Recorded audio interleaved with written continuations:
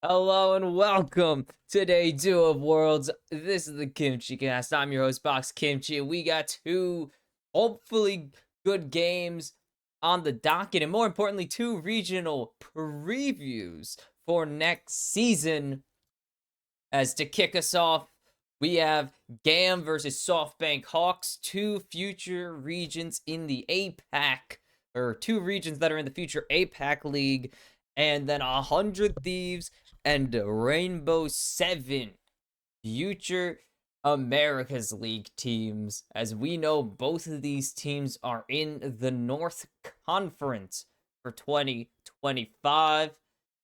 And hold on, I need to see this R7 stat because coming into this, they are still one of Latin America's most dominant teams ever.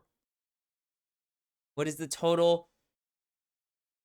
16-time Latin American champions now, with their 4th LLA title wrapped up. 100 Thieves have one regional championship, but they do also come from a stronger region, as Latin America ranked the lowest region in terms of global ranking. Average ranking of 569, as we are into the draft for GAM versus the SoftBank Hawks. I don't know why I struggled to read there. And you can see the bans immediately. This is the first Cassante ban of the tournament. I need to lower the volume. It's loud. Sorry, it was really loud. I didn't notice how loud it was for my end. And I believe this is actually the first Cassante ban, though. When I say, yep, 2 Cassante picks, this will be his 3rd appearance of the tournament. So, Heavy gonna instantly lose access to one of his best and most played champions of the season. Like, oh, there we go.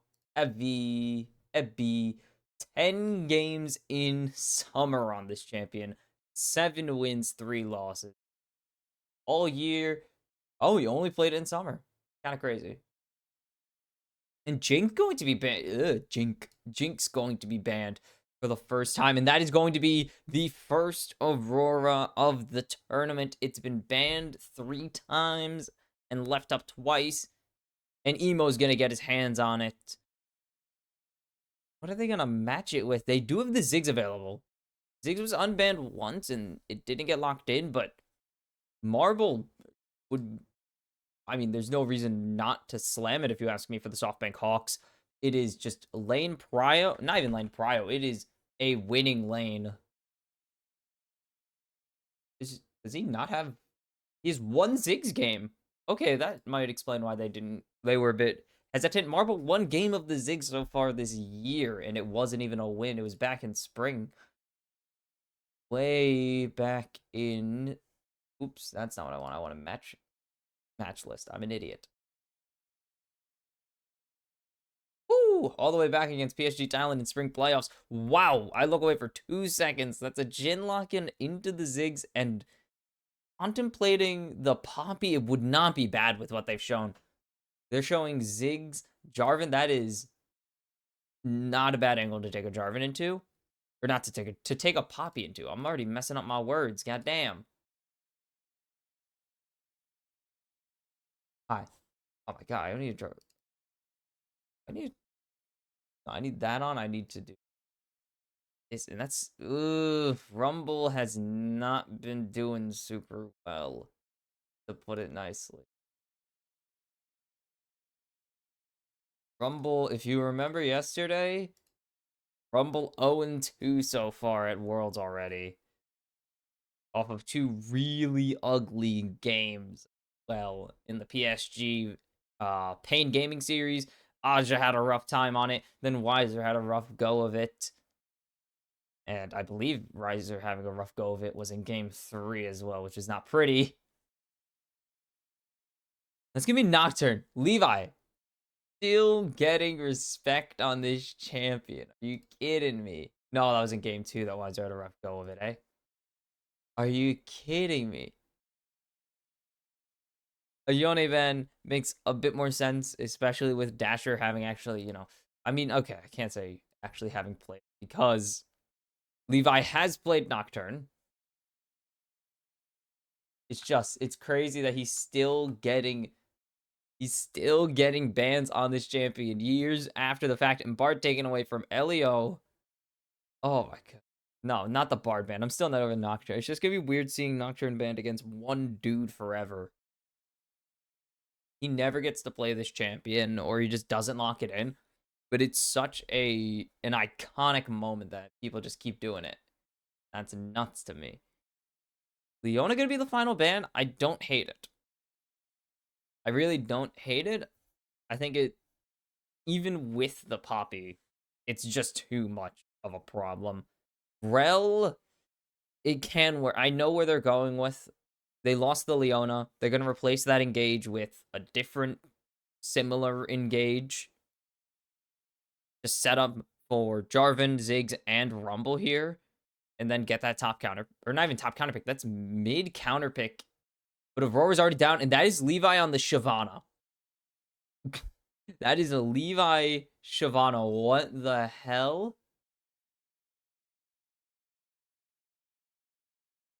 What? I'm sorry? And they do need something for Emo, and with the... Okay, this is Aurora top for Kiaya, actually. Okay, fair enough, fine. This is going to be Tristana locked in for Emo.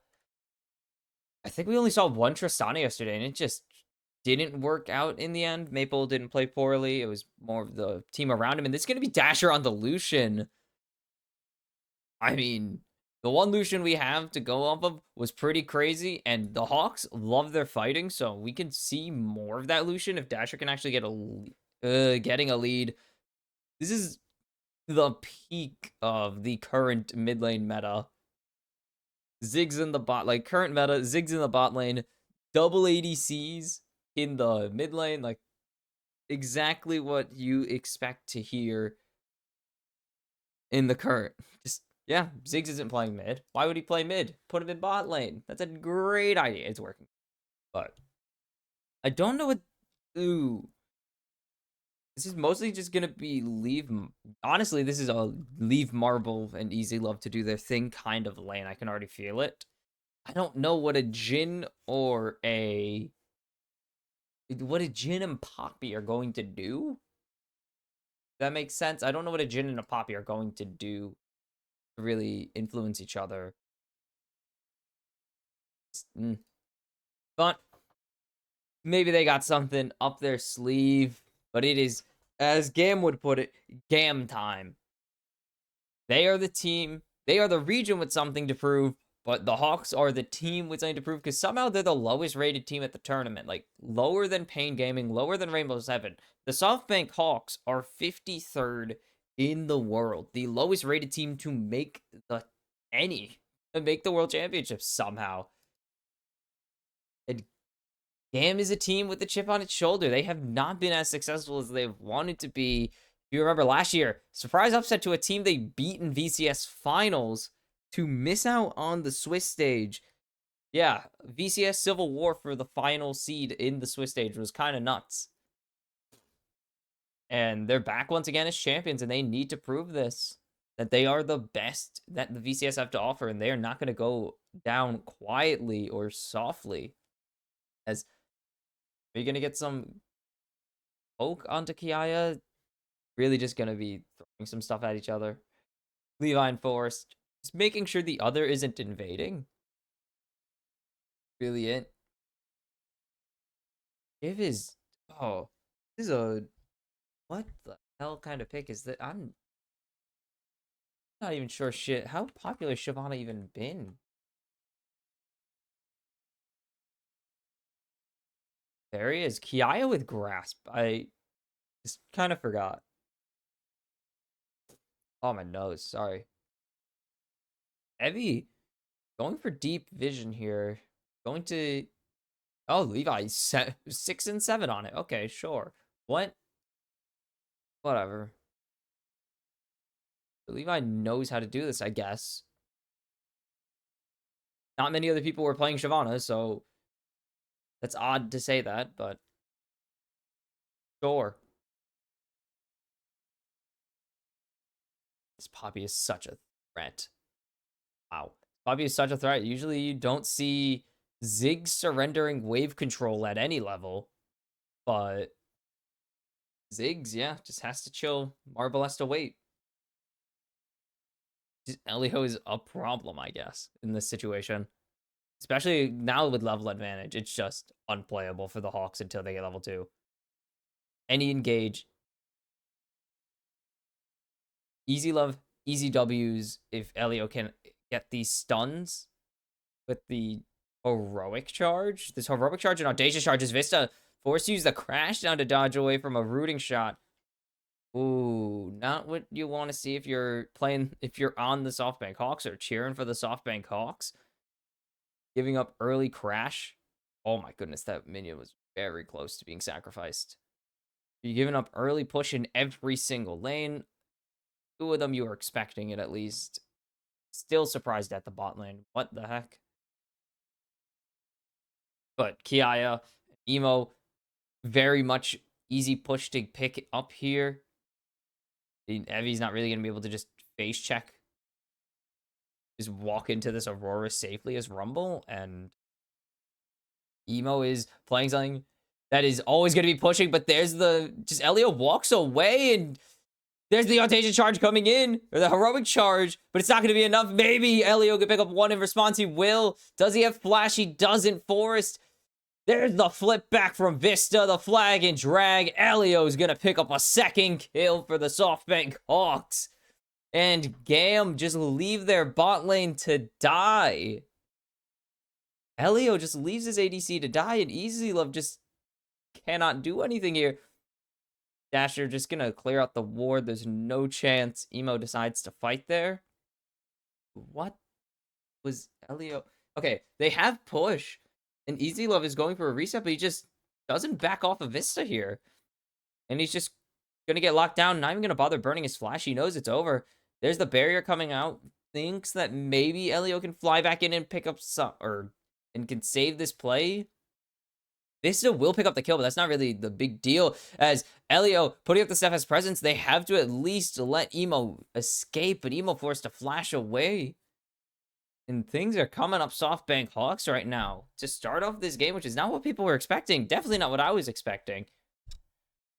Thought it would be GAM-sided, but that the Hawks would give something. But this is...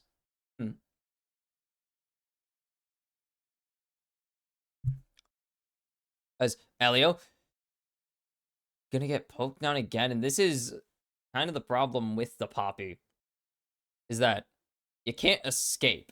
Vista can just jump onto your head with the Hex Flash, and you just have to accept it. It's either disengage or just tank it, and there's no other option.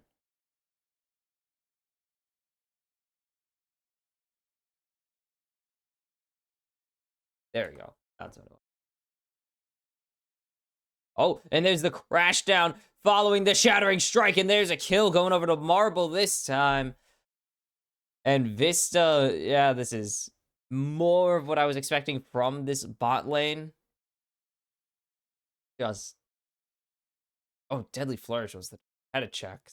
Messy, I did not know what it was called yesterday. I need to check. And this is why Ziggs has been banned almost every single game. And, Poppy Jin, I'm not loving it. The execution as well. The Hawks knowing that they could just get fully aggressive. They see Elio walk away. They know they could just go forwards. And now that they're ahead, they can just keep bullying Elio. What is Elio going to do to stop Vista from engaging? He only has a steadfast presence. So if he just doesn't use Crashdown specifically, he's in no danger at all. And with Vista rotating up, with Dasher getting pushed from 4, or with assistance from Forest, they just have to give over the rest of the grubs. They will pick up 1 for GAM at least, but... Gonna be a 1-1 split, and Forest gonna keep going. As you can see, there's just nothing. Levi has given up on this grub entirely. Going to the bot side, maybe gets the Dragon. As Marble just gonna get onto Kiaya. He's longer range than anybody. And now here comes Vista. Oh my goodness. Charging and charging under turret. I think Forrest is visible. Yeah, Forrest showed there. So Elio actually knows as well as Kiaya, and they can't lock him down, but they just kind of had that pressure that they wanted, but maybe they could have possibly committed a play onto Forest, but this wave is pushing in, and this is a pretty... This is a pretty standard-sized wave. One extra minion. Kiaya should have decent clear on this with Elio. Should not be hanging around for very long.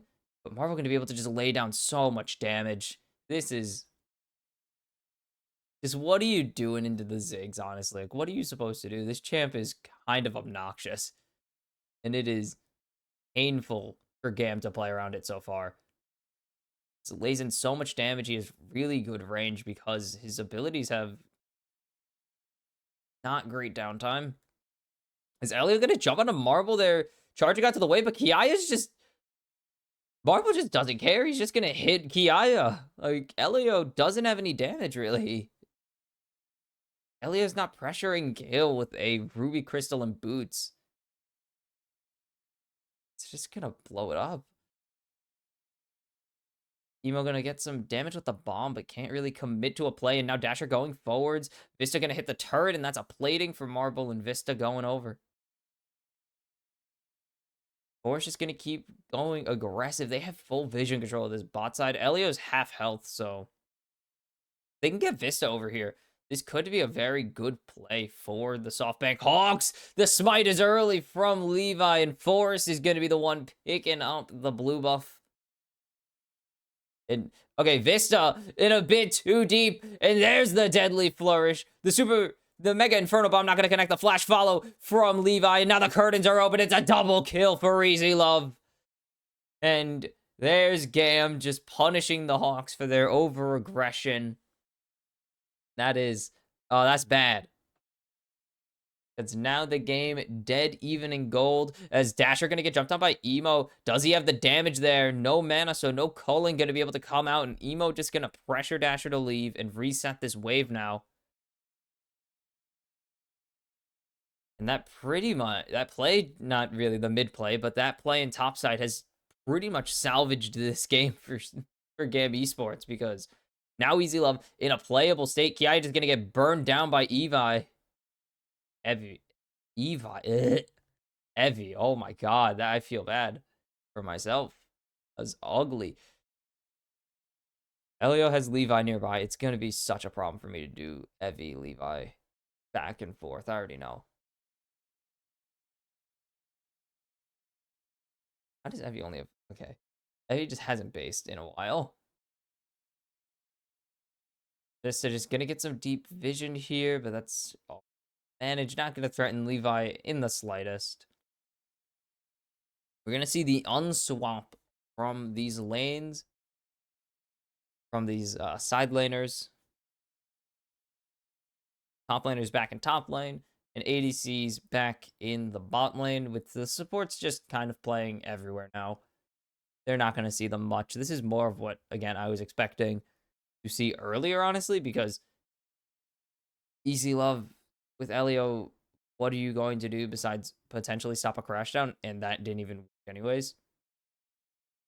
That static shift done for Jhin, but Jin's not really a threat for a while, but that does accelerate the power points of your AD carry, or first AD carry. Got two of them. It's kind of an issue for the SoftBank Hawks because Evie's just not really going to win into Kiaya most of the time. Already won Grub. They do need to grab both of these now. Levi not feeling pressure, just going to keep going. Elio is just here for support. Forrest needs to be careful. He's going to get sent back to his base almost. And that should be 3 Grubbies here. And that should be the Kevin spawning for GAM. And that is... perfect Poppy ultimate right there. Sends away Forest, and there's just nothing the Hawks can do. They cannot force engage, as they do not have an angle into the fight. They're going to try and catch him out. They don't know there's vision already over there. So nothing gonna really happen as Kiaya is gonna keep throwing in this. Oh my goodness, this damage. That's illegal.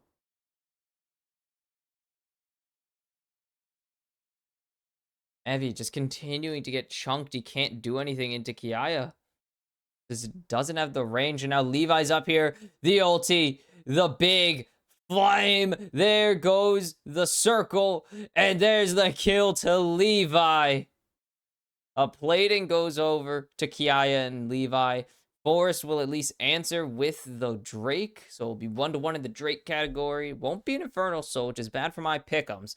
But Elio going to have to dash to a minion, but now just getting just shredded by Dasher here.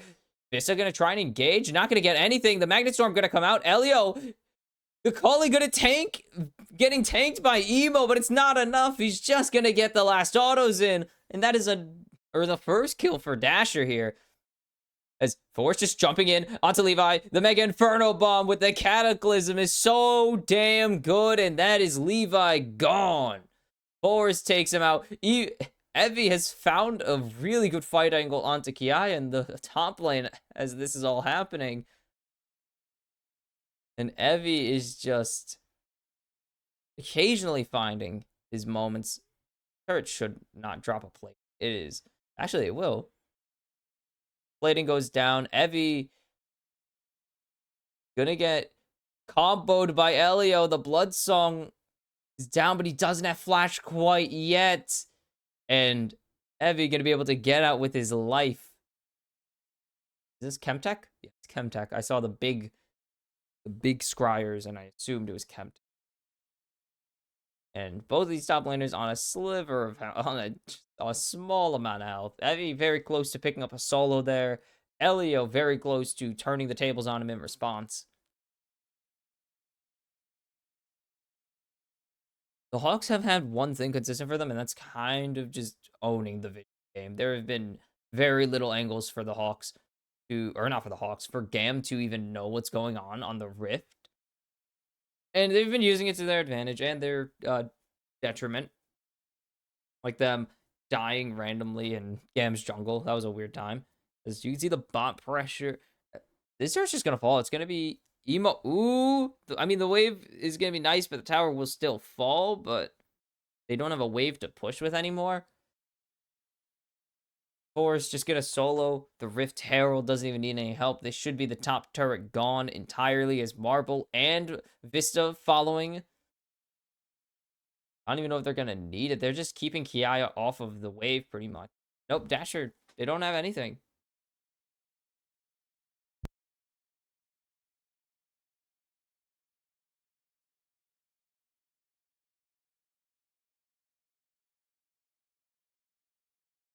Oh, the engage on a Marble. Hi. Welcome back. Levi, the ulti. He's trying to snipe him. Marble going to survive with 1 health pretty much. But now Forrest and Vista. Forrest going to flash away. Vista not going to be so lucky. Levi is gone. And now GAM steal away that early control from the Hawks. It should be a tier 1 gone. That is a lot of damage onto the wave, but they're not really going to be able to finish it off in time. The Hawks, they have lost their early advantage. Still in this game, but it was going so well for them. Now they're down 1,000 gold. And Turd will fall, no local gold, but turret down still.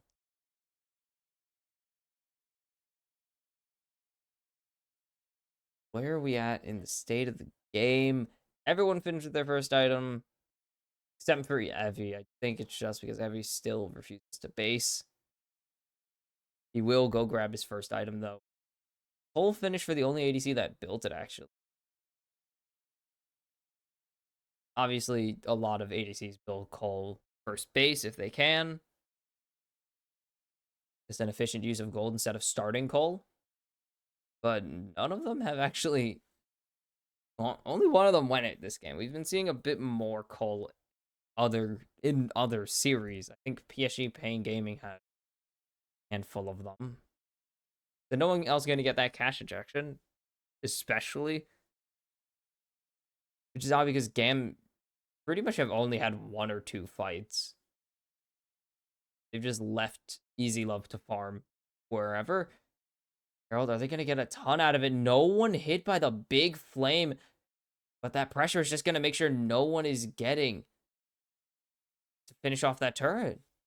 Now with the Drake spawning, that mid pressure's kind of gone from the SoftBank Hawks. As Emo is just threatening this bot turret. Going to get a lot of health off a Dasher as well. Not ideal for the SoftBank Hawks. As that's flash out of Levi. They're not going to give over Levi for free. Now Vista's half health.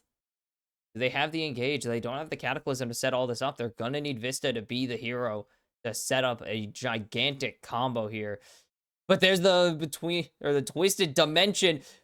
Kiaya is going to survive, and now the curtains is going to give them 2. Kiaya going to get 1. Emo gets the other. Dasher, the calling comes out, but they're going to split the bullets between 2 members. Easy Love solo, but doesn't have the damage. Marble not going to be able to finish the job. Already burned the Mega Inferno Bomb. And now GAM looking for these final members. There's Levi with the ulti, and Marble's gone. Does he have Dasher in his sights as well? No, flash forced out, and he's going to be able to escape, but the Hawks get nothing. They get no kills. They give over the dragon. And this is just everything going pear-shaped for the Hawks. Not what you want to have happen in your international debuts. Not even debuts, but your opening game. And this ulti was great, but Kiaya just walks away. Elio's just eating it. And look how much damage Emo and Kiaya are laying down. Easy Love just putting on pressure from the other side of the river. Almost dies, but that's not a Q. And then Levi just... Oof. A rough satchel charge from Marble there as well. Not the best case scenario. Oh, definitely. Putting the Shiv right on top of you is not what you want to see.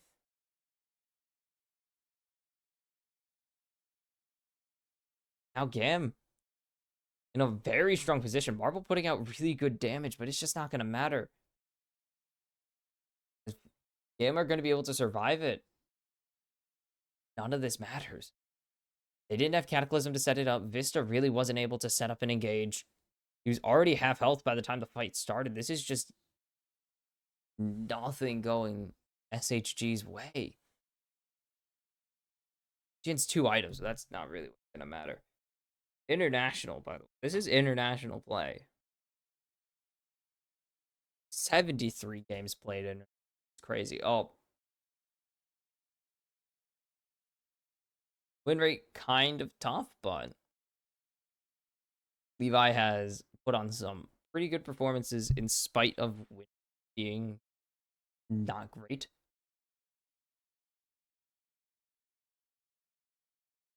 And Rob entering the 75 to 80 range now. Just the junglers starting Baron. Mostly just threatening each other. That's a little bit of vision play, mostly. Yaya knows where Evie is, and the ulti going to get him out. Just see ya.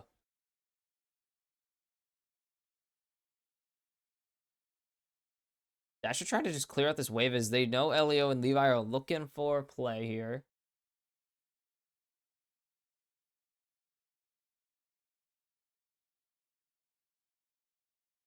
Just that dive would be really useful, to say the least.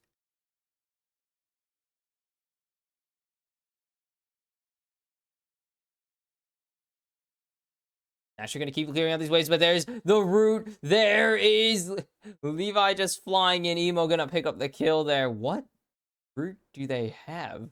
Oh, goodness. Easy Love hit that. Easy Love wonked up River to hit his flourishing shot, or his deadly flourish. Wow. Was not expecting that. But GAM just coordinating these plays. They're rewarded with a 4,000 gold lead. And their 3rd turret will be taken. All tier 1s down for the Hawks. They need to find an angle because their fights have not gone anywhere at all. They have not been able to do much of anything with these team fights.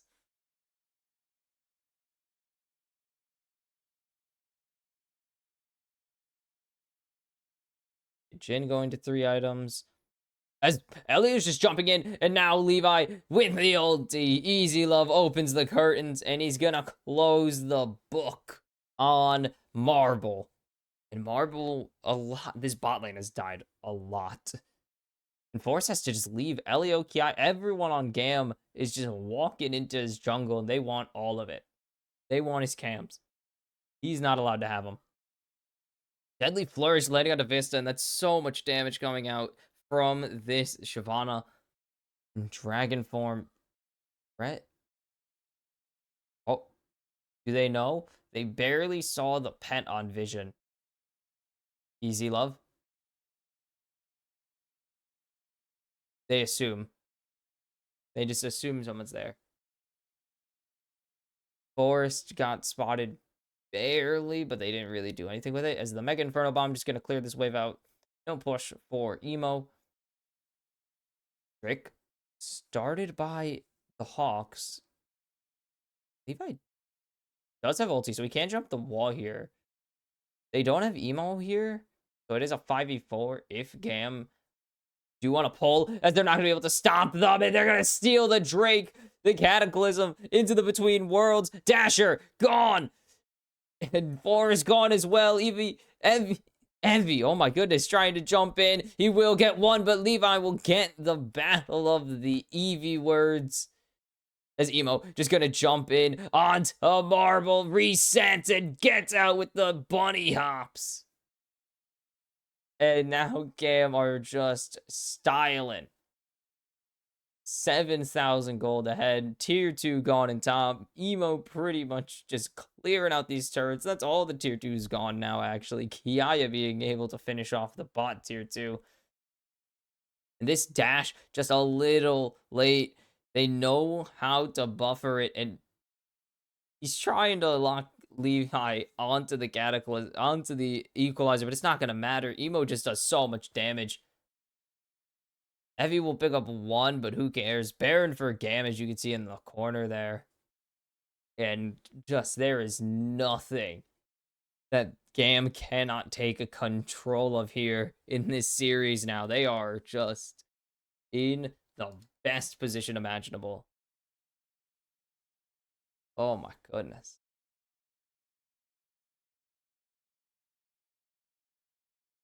Just still going. It's just kind of crazy. The Hawks were at one point in control of this game, and now it is just falling apart. 9,000 gold. They do lose. How did they lose so much on this? What? How have they lost so much gold on this power, on the Baron buff? What is going on? Is there a kill that we don't know? Because everyone has purple. CS? I guess it has to be straight CS then. Now it's coming up to 10,000, but there's the engage onto Elio. Going to be able to use the heroic charge. And there's the Keeper's verdict. Elio going low. Cataclysm out. They will burn the Mega Inferno bomb. But the curtains are opened and not going to really do anything. They will sacrifice Elio there. Forest. Easy Love needs to land the 4-shot or the W. Not going to get a lot of damage, but Forest can't really run. As Emo going to just use this time to get the... will escape, actually. Emo going to grab the top tier 3. And Emo just shredding Evie even through the Equalizer. But will at least save his life with it. But Emo's just able to walk away, no problem. Look at that gold lead. 3,700 in the jungle, 6-1 and 6 for Levi now. And in that mid lane, 403 for Emo. It is just free reign for GAM. An IE finished third item. We saw some IE fourth items from Jin, which is an interesting strategy, but IE 75% crit, and it's doing a lot of extra damage now, which Jin guarantee crits all the time. And there's Forrest getting jumped on by the charge. A nice double shattering strike, but the Cataclysm doesn't even connect. And Levi 7 kills on GAM. Or on the Hawks. Marvel, oh my goodness, the Between Worlds. And he's just going to land a single bullet, and that might be the game already. 27 minutes is all GAM need to cruise past the Hawks in game one. Levi just flying in, not even going to need to hit anything. The Magnet Storm comes down. The Keeper's verdict sends Dasher to the base. Evie is down. Vista down. Dasher dancing in his own fountain as all 5 members of GAM are jumping onto him. Maybe they get it. No, but it doesn't matter because they get the Nexus. And GAM are 1 win away from a qualifying match and sending the Hawks to the lower bracket. A dominant win in game 1 for the VCS champions. Oof. Just domination. Great domination over the Japanese champions and the second place APAC team. And there were about 6 minutes, if even, of this game. The Hawks fumbled it, honestly. Not because they had some massive advantage, no. I think the fumble more came from grub fight. The second grub fight should have been the Hawks. I don't know how SHG actually lost that fight besides the Keeper's verdict, but even then, they could have pulled the trigger at any time, even with Levi having his ultimate available. It just feels like they didn't have the confidence, which is something we've never seen from the Hawks. They did not have the confidence to pull the trigger and just go all in when they needed to, which is very odd to say for a team that entering the tournament averages over a kill per minute. Like, this is a very aggressive team known for their scraps, and they're going to need to show that they're comfortable playing international competition because they did not show any of the any of the things people were expecting to see from them. So game 1 curb stomp does not bode well for them, and they'll need to pull it back in game number 2 as they are facing a trip to the lower bracket now at the hands of GAM. I'll see you for game number 2. All right, we are back as GAM kind of just rolled over the Hawks in game number 1, which was very depressing, but Levi reminds everyone why you're not allowed to let him play any champion ever, as we are straight into the draft of game number 2. The Hawks need something here because this is miserable. This is awful. And Shiv instantly being banned. Pretty sure every Shiv ban is against him because Levi is a threat, the definition of a problem. Kennen once again taken away from Evie, and Ashe is available now because of this adjustment in draft, actually. GAM didn't change any of their bans, I believe. And Ashe is on the table if that is one the Hawks want to go with. And this is going to be the Ashe, actually. Okay. Because the Hawks are on the blue side, they actually can leave Ashe up, and they just pivoted to a Shyvana Ziggs strategy this time, as it will be Emo getting the Aurora again. And Easy Love on the Jhin. This is the salty run back, but the issue is with the salty run back usually is because your team lost and you just run it back because you think it can win. GAM won game 1. GAM already won the game. Vista or Evie going to get the Poppy, but this is going to be Vista's Poppy now, unless Forrest wants it for some particular reason. But Elio on the Leona, very good. Onto the Leona. Why are words so hard? Because I'm dumb. But Rumble again, it didn't really do anything last time. It's an interesting play to go for, surely, but I'm not loving Rumble this tournament. Rumble already 0-2, which isn't the biggest, again, isn't the biggest indicator of things to come or of how a champion is performing. Absolutely. Win rate is not everything. Maokai or Sejuani famously had a terrible win. I raise my. I feel like I'm crouching too much, like slouching in the chair. Akali taken away from Dasher. Wait, what? Uh, better. Much too. I gotta zoom.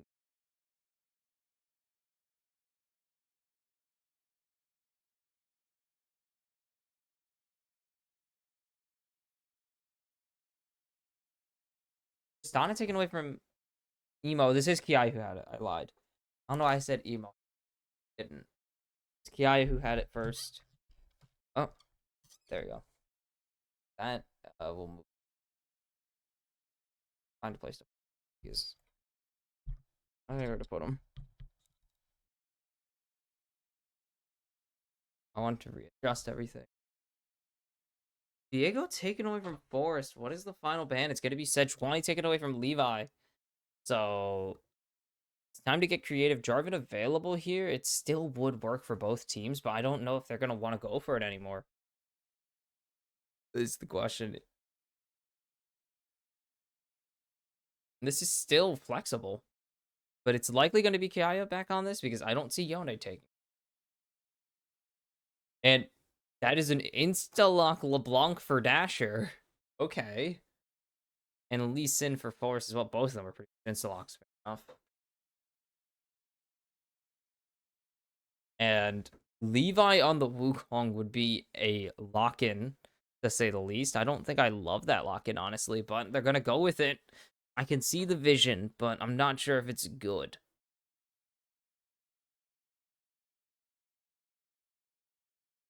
This is 43-9. Jeez.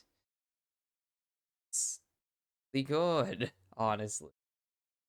That's pretty good. This is a really good comp from GAM. I'm not in love with the Hawks' comp. I'm not in love with the SoftBank Hawks' comp, honestly. There's good champions here, but and this actually is going to provide so much value to this team, being able to ground 4 of the 5 champions on the enemy team, but it is still a big execution thing that they need to get done. They need to figure out how they're going to execute the comp. I don't know. They get a Jackie Easy Love, no. Jackie Love, yes. That doesn't matter. Watch LJL. They don't exist anymore after this series. Not after this series, but after this tournament, they don't exist anymore. Along with a lot of other regions, to be fair. But the ease of execution always is going to matter in these situations. And to me, GAM, ease of execution. I did not mean to that up for so long, but attention sometimes I kind of just things. It's just the ease of execution for GAM is so much nicer. It's so much better. You have so many triggers you can pull: Solar Flare, Between Worlds, Fate Sealed, Cyclone, or just a random. Of course, you could just do Zenith Blade. Elio just walking in a circle. There's really nothing the Hawks can do to stop him. But ooh, the stun not gonna connect, and that probably it wouldn't have killed Elio. It would have gotten flash out of Elio.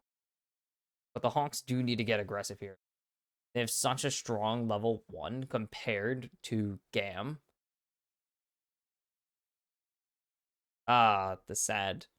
Could not attend. Yep.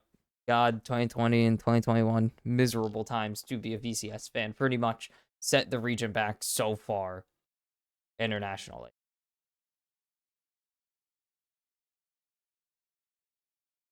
Oh. 22, 43, 65 games for this guy. 41 would have way more. Should have more. Is depressing. But Dasher going to get a nice early trade. That is, again, another thing we've been seeing into these Yone lanes. Yone just kind of suffers for a while into almost every single champion he can play into. Saw the Tristana. I think we saw, what was the other one yesterday from PSG? We saw the Akali, and it was just pain, misery for Dinkato yesterday. Is Elio going to land the stun onto Vista and does have a lot of resistances, but it doesn't really matter. Emo going to continue just losing out trades. That is the fate you have on Yone. You're Yone into a pretty much anybody, you suffer. Oops. There we go. Oh, messing around with this. Emo going to continue just suffering. Spotted out now on a board on Raptor Pit. They know that Levi's pathing towards bot lane right now. I don't know if Force has been spotted out. I would assume so. That Force has been somehow spotted out. Usually there's a ward available. Without push, Emo might have not been able to, actually.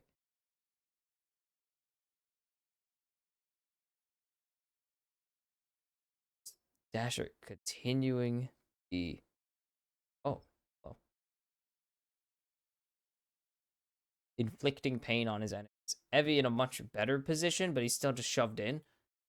At least the Hawks aren't losing every push anymore. They were losing push too much in the first game. Somehow losing in all 3 lanes. Not what you want. Dasher able to keep pushing. Easy Love and Marble kind of in a standoff. It's really based on the supports here. But now Levi, the engage is going to be harder as there's the ground going through. But now Vista locked down, but he's just going to use Elio as an opportunity to go flash for flash as well, but as an opportunity to dash himself to safety. And so no flash on Elio, no flash on Vista here. Forest, I think, is spotted. I don't know if Forest is spotted. I don't see where they're going to go and contest this, but he's not. Dasher just going to send the clone forwards. Emo going to go for a trade. I think he should be able to at least get something off of this base. Ooh, just in time.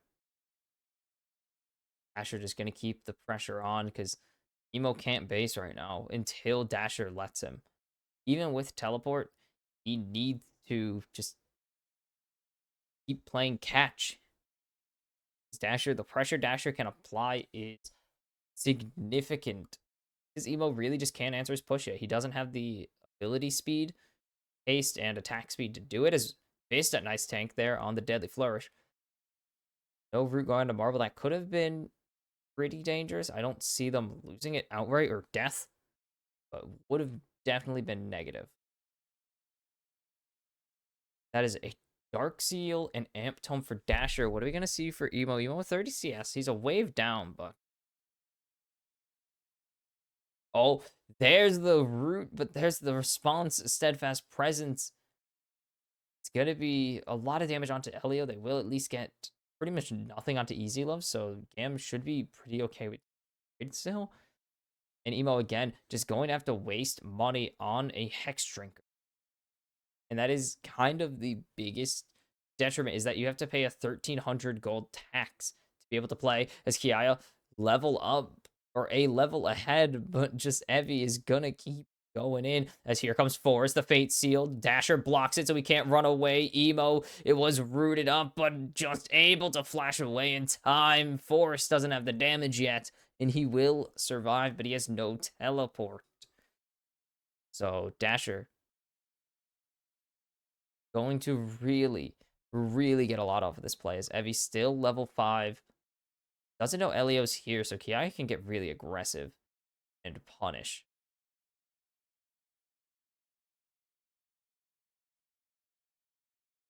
Not gonna go for anything crazy here. They don't know Elio's up here still. Evie's still gonna be able to get this pressure. If Evie walks too far, then there's something. But resets for Kiai and Elio. Even though Elio just reset, but he was mostly just up here anyways. As Levi can go for a steal here. But not going to go for it. It's just Elio. Kia is still staying. Actually, no. Kia teleported back.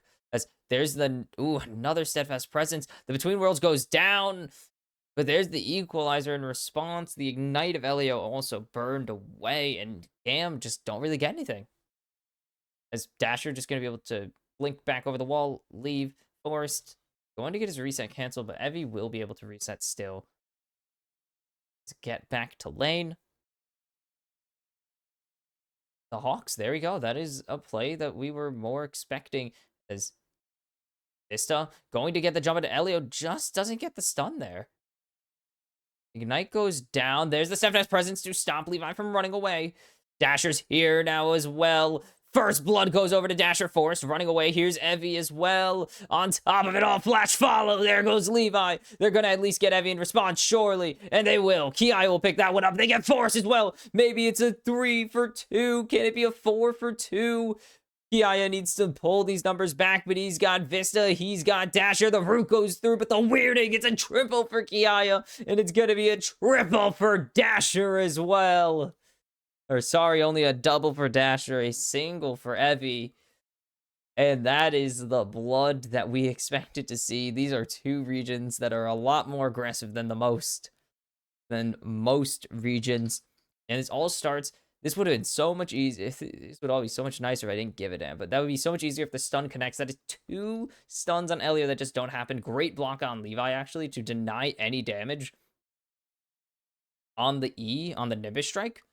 And then Dasher and Evie are able to rotate over and make this a 4v3. And it was temporarily a 4v4, but it was just really not going to happen. So it was a constant outnumbering. And then just Dasher has the numbers right now. Vista has a numbers advantage. Ki not being able to use the weirding earlier does really not allow the gap closing to happen. And then Dasher's just free to, well, dash around and apply a ton of his damage there. The ignite procs were really important. He didn't even burn his ignite that whole time. The elect was really nice. That's going to be a lot, actually, for a champion. That's starting with, I think that's Horizon Focus. Look at the damage. 24, almost 2,500 for Dasher. 2,700 for Kiaya. And it's going to be a 1,000 gold lead off of a very bloody play. But those are two champions you do not mind getting a ton of kills on. 2 going to Dasher. 3 for Kiaya. And these gold swings are going to be the deciding factor for now. Because it's first strike at a little under 10 minutes. Or the Hawks should be able to get away with this pretty easily. The Ocean Drake secured. So a little bit of regen for SoftBank. Ooh, Hextech. So no Hextech Soul. So if you're both sides, you're hoping for an Infernal. That's a lot of damage. All the remaining souls would be not that bad. As Emo trying to get the jump onto Dasher. That looked weird. Root, and that's just going to force the Fate Seal. They don't need Marvel with the protection, but here comes the curtains. Vista just going to be able to block. Nice. Oh, the stun just going to get blocked by Elio. Does Vista have the damage or the health to run away? Not even the damage. That was on Emo to have the damage. My bad. But it is Vista and Dasher resetting here. Should be second set of grubs pretty cleanly over to GAM. I mean, push in mid, push in top. They have 3 members already up here, but they're going to jump into Elio. Nice flash E from Vista. Nice steadfast presence to deny him running away. Vista will pick up that one, but here's the Cyclone out, but Dasher's just dashing in, forcing the flashes out of GAM. And the Hawks are in control of this early game still. Kiaya. No hero plays from Kiaya. And Vista, the difference maker. Holy cow. These poppies have been good on the blue side, to say the least. The steadfast presence is just so... He's really present. Omnipresent with that steadfast presence. 2-1-3. That's I mean, that's it's a lot of math. I'm not doing it. Screw that. But really good. And there's the grubs. Holy cow, Dasher getting a ton of damage out. That's a Storm Surge rush. Dasher just going to be deleting health bars already with that, and then with his normal damage, and then add in the Squall, and it's over. Yeah, I is able to keep the pressure on as well. How does Hearthbound Axe always seem so much more blue? It's not that blue.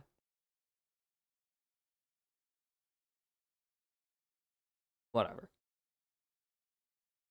It's gonna be really hard to stop this LeBlanc from taking over the game now.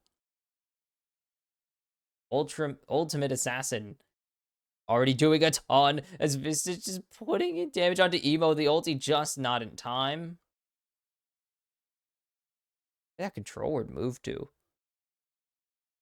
Oh, that was Elio's. Teleport out of Emo here. Has to keep answering these plays as Elio going forwards. There's Levi, but he's instantly going to get stunned and slammed into the wall. The curtains are open, but I don't think they're going to find anybody as actually Between Worlds goes down. This is huge. Double already for Kiaya. Easy Love gets one, and GAM turn the tables. Dasher. Stealth. Mission. And this should be an execute. Well played by Dasher there to get out. But GAM, I mean, they give the Hawks a fight they can't deny, and it looks good to start it off. Elio just going forwards. Vista slamming Levi, but just does not stop him. Oh, the kick was good, but it does nothing as Emo comes in. Kills, or not even kills off Force, but just so much pressure with that Fate Sealed Soul Unbound. And Kiaya just throwing down the Between Worlds, twisting the dimensions, really. Something like that. I don't even know what it is. The description's really that ability. But just walks up, ulties, and that is kind of Aurora gameplay. You walk up, you ulti, and you shred people's health bars. And now, this Aurora's 5 kills. 5 kill injection Aurora. Kind of nuts forced. Starting up this Rift Herald. I think GAM no, but I don't think GAM have an answer. It's more important here. What are they going to do about it? Can't make GAM. They can't make the Hawks just bend the knee that easy. They've evened out the gold lead, and it's still difficult to find anything. Again, all the gold is concentrated into one person. If Kiaya falls, GAM has nothing as into the Veil. Force going to overcommit as Elio's got the engage. The kick will at least get him away from Elio, but there's the Cyclone to stop him from running away. And there's the second one. Levi picks up the kill there, and the Hawks over-aggressive, under-prepared. Dasher just trying to get anything back, but they just don't have enough. They did not get the execution onto Kiaya, and that is just disastrous. This should not be what's happening, but the Hawks are over-committing to plays they should not be committing. And the punishes are there. They just don't know what to answer with, clearly, as this should be a second Drake. It's a little bit of it's a much faster paced Drake. 6 minutes after spawn. Or not even 6 minutes, minute after spawn.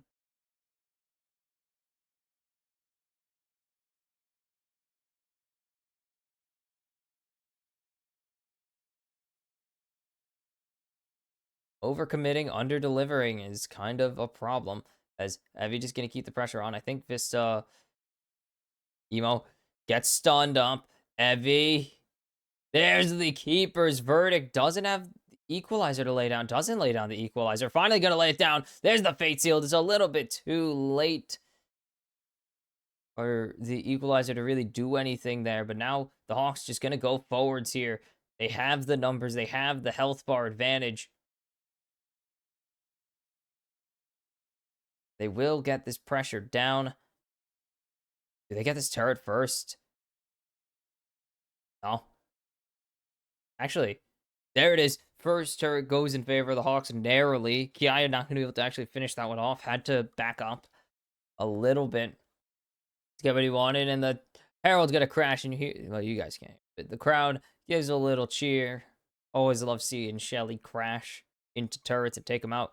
This turret should fall as there's the flash engage onto Evie from Evie onto Kiaya. He just needs one more E. But he doesn't even need it. Flash burn, and that's a shutdown for the Rumble.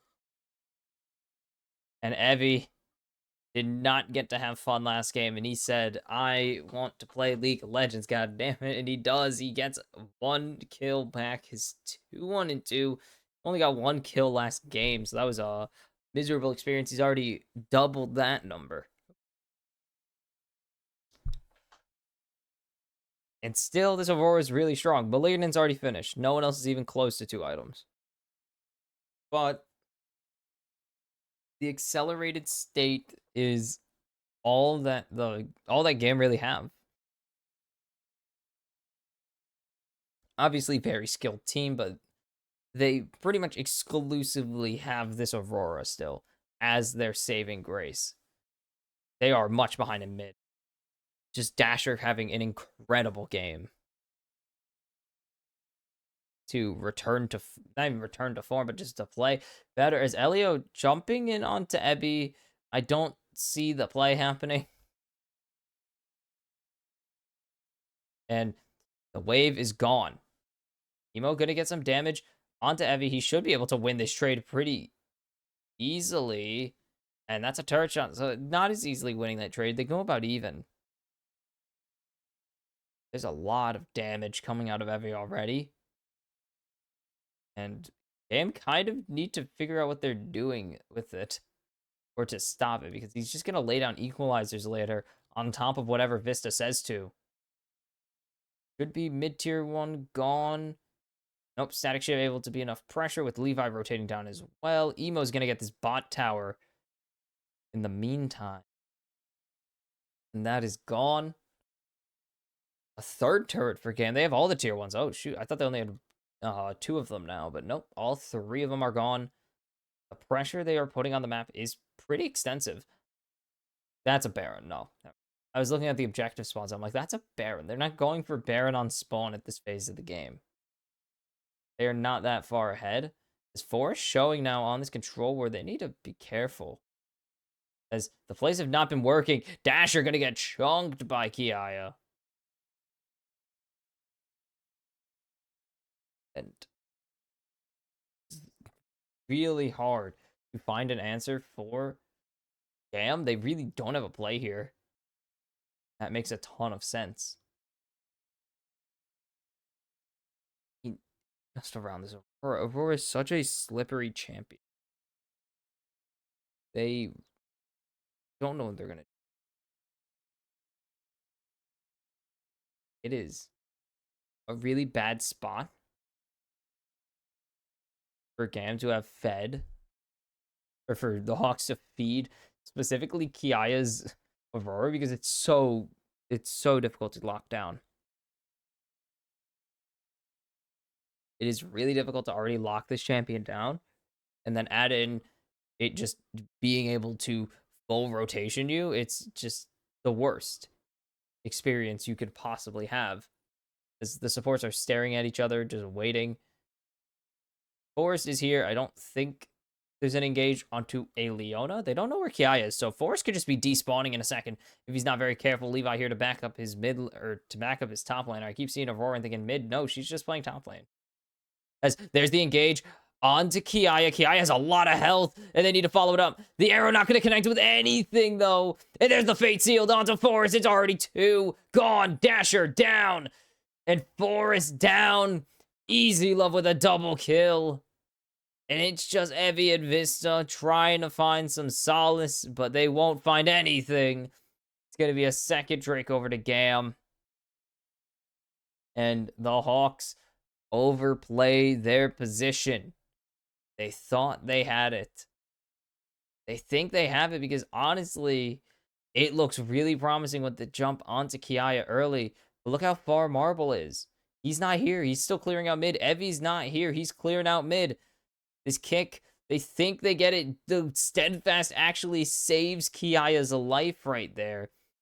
Levi does fall, but that's about all you're getting in return. Evi can't even get close. And Vista's just forced to run away. Dasher is the main carry. With Dasher down, that is just unfightable. For the SoftBank Hawks. Like, that is unrecoverable.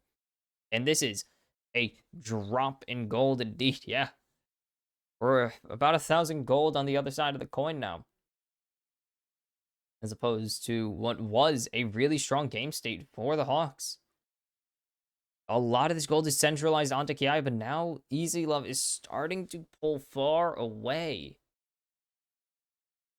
over Marble, and that is dangerous as the stun going to connect, but do they have the damage as Kiaya is here forcing the flash out of Easy Love, and there's the Between Worlds, there's the Cyclone. They're chasing down Easy Love, but Dasher's missing everything, and now Dasher is really risking it, but he's going to get this shutdown. But at the other side of the fight, the rest of his team is just getting shredded. Force going to be able to jump away for now, but is he going to be able to survive? No, Kiaya gets the Qs. And now Levi going to not even get rooted up. Dasher just doesn't have the damage, doesn't have the health bar, as it's 2 turrets getting sieged by GAM right now. Mid-tier 2 falls, mid-tier, or top-tier 1. Tier 2, my goodness, is sure to follow, and this is just everything going the VCS's way. Just Dasher takes way too long executing Easy Love, and that is disastrous for the Hawks here because they need him, and this looks so promising. It starts so well, but the stun is way too short. It's a 1-second stun right there at that distance, and Easy Love's just able to flash away, and then there's no follow-up. Kiai is just able to walk in.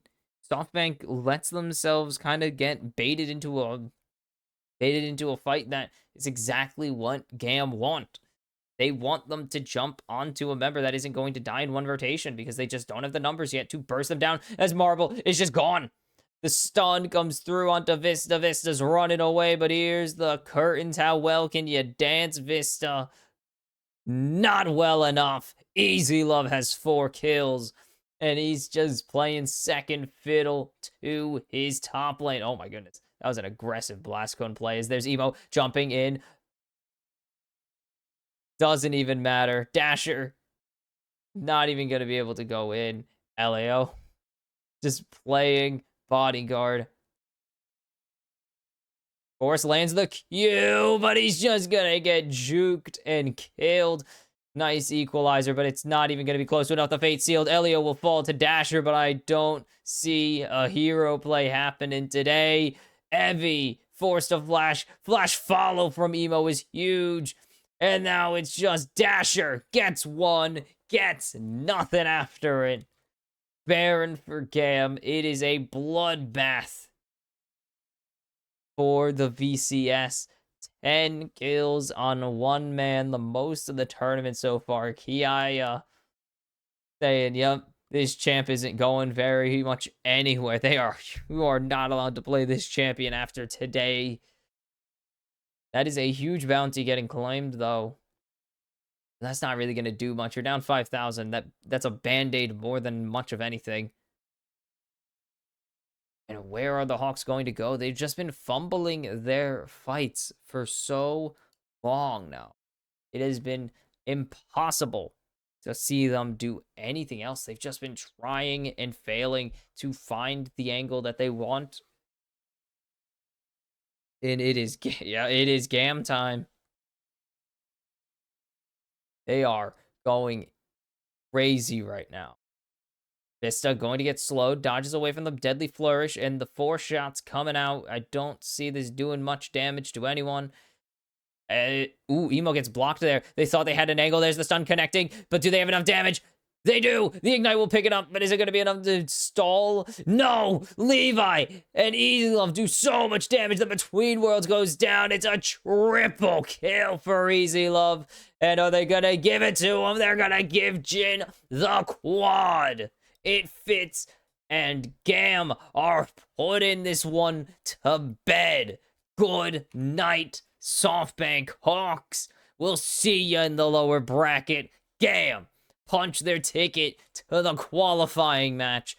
And they are 2 wins away from advancing to the Swiss stage for the first time in a long time.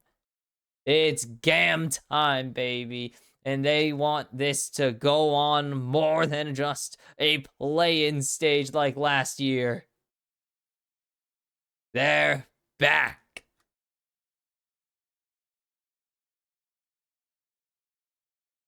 And they cruise in game number 2's late game. Evie,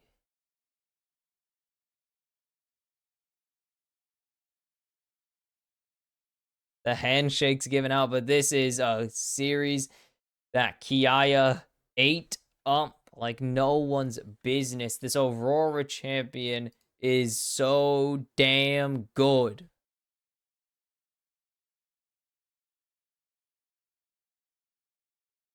Whew.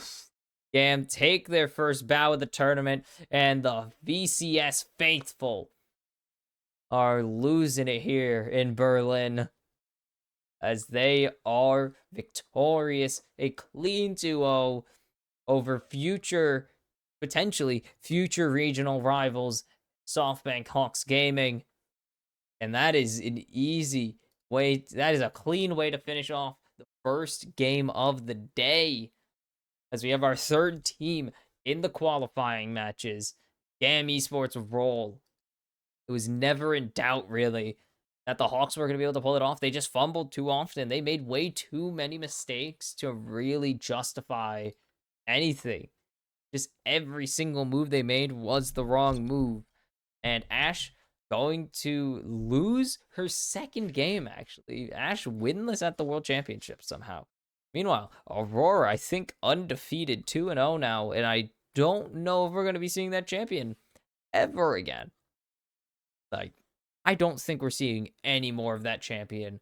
She is monstrous. She has dominated both of the games she's made it into, and that was a mistake. That was a mistake, to say the least. Okay. That was not what I was expecting. I mean, SoftBank had some plays. They had moments. They definitely got nice early game leads, but they can never hold them. The VCS, I mean, you saw that from GAM specifically, not even just the VCS. GAM, a team with a about negative 600 gold differential at 14, and they mentioned it before. How did they pull it back? Pure team fighting prowess. They knew how to play, and that's all they needed.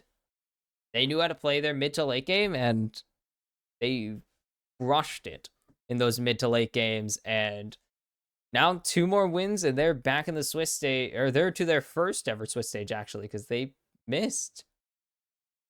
They missed last year by a couple games, I believe. So, GAM 2-0 the SoftBank Hawks, and it is almost time for the NA, for the North American battle between the 100 Thieves and Rainbow7, and I will see you for that series. And we are back. It is time for the Americas preview match. 100 Thieves take on Rainbow7.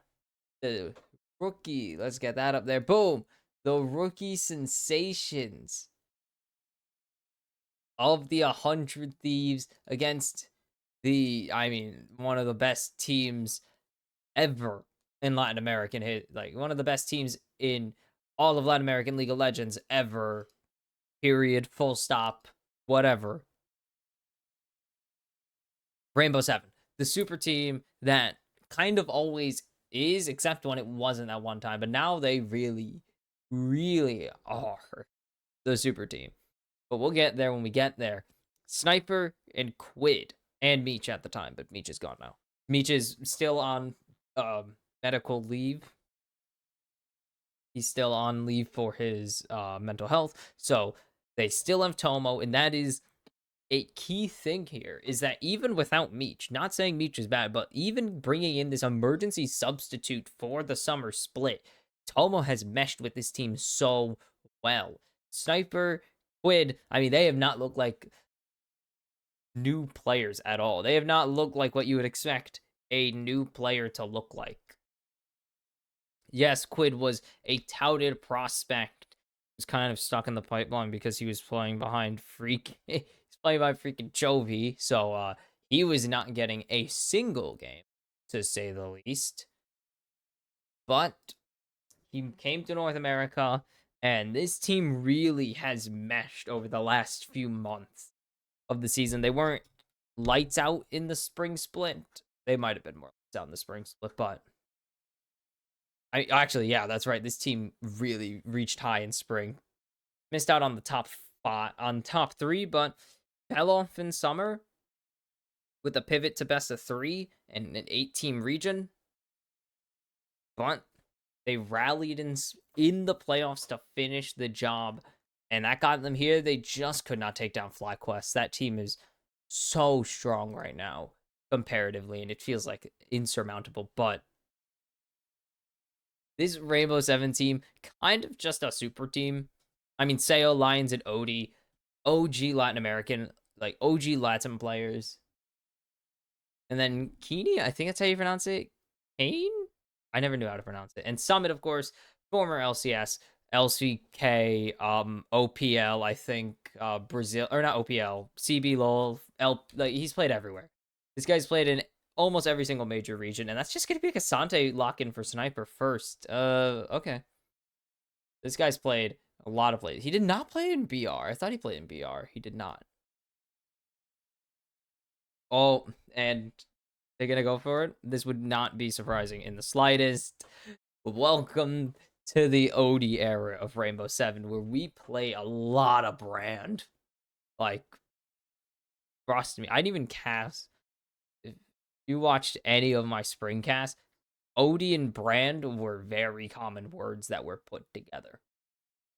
They pretty much just got to spam it constantly and summit on Jax. That's another thing that I said a lot, is someone on Jax.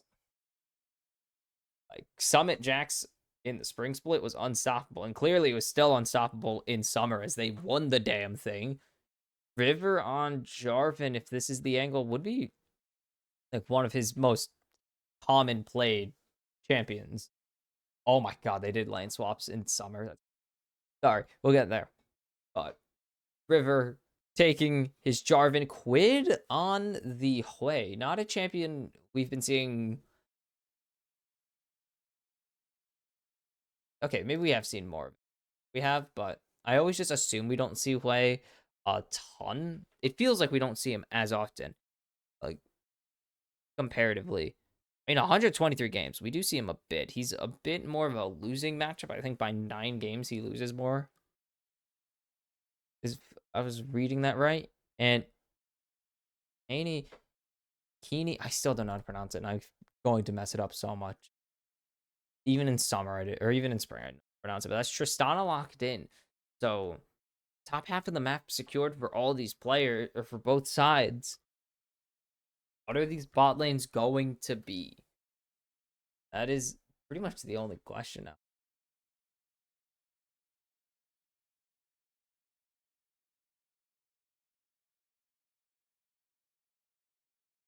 Okay, Ash taken away from Tomo. See?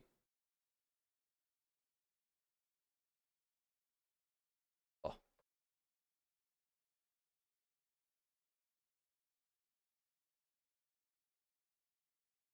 Ezreal taken away from Seo. Another one. Now Senna taken away. Yeah, this is going to be a lot of ADC bans, pretty much.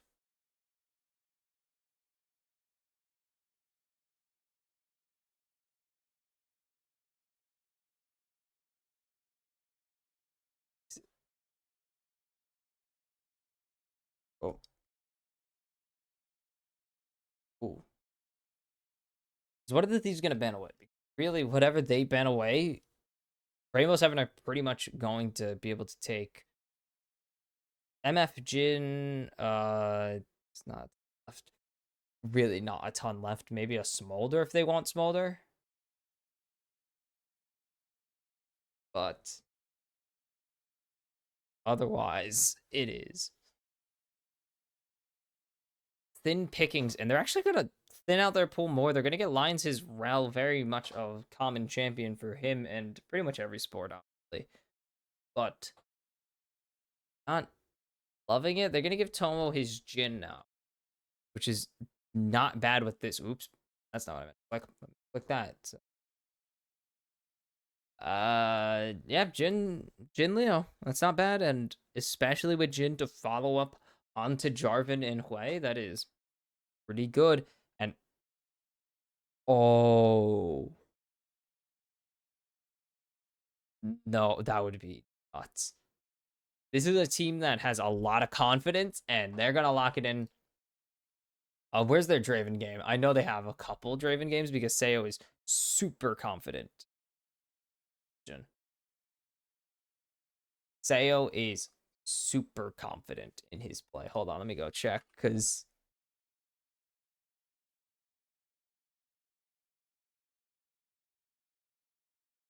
RGT, whatever.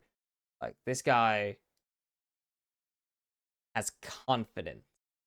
Like they know they're the best team in the region, and they will just lock in whatever they want. It's a lot of Draven games. He's actually even on, or almost even. I think that's 6-4, but just they are so willing to lock in this Draven. 3 straight wins, champion right now, Seo. This is peak confidence from these guys, and they are. I mean, why not? You're the last Latin American champion. You're the final LLA champions. You're going to be the final Latin American team to rep this region on the grandest stage of them all. You might as well go all out. The LLA greater than our.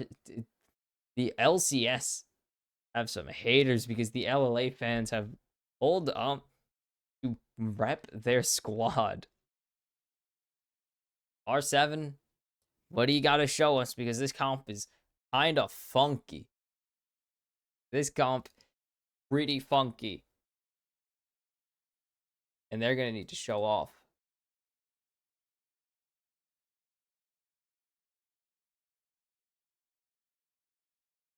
Thieves should be the favorite team. I think the difference in rankings is hilarious. Rainbow7 are the 3rd lowest rated team at the tournament. I think they're 50th overall. Again, grain of salt. The 100 Thieves, 34th. So it is a bit of a different experience to say the least. But just gonna not even poke and prod. They're just gonna keep marching around these rivers. They know what they wanna. They know their angles, and they know these aren't really good ones. Oh, there they showed it. It's only 100 point, not even 100. It's only 82 points separating these two teams. That is a really good win or a really bad loss, or a really good win or an okay loss, depending on which team is taking it. So it's not that far away. Why is there 3 gold swing? That's a ward, I can tell you that. That's a lot of damage onto Quid. Kane. Is it Kane? It's a very aggressive play already from both of these mid laners. Willing to trade each other pretty hard. And Draven is really fun to see late game, but he is super boring to cast early game because welcome to the Draven game where you lane for 10 to 15 minutes, and if Draven gets a kill during any of that time, the game is over.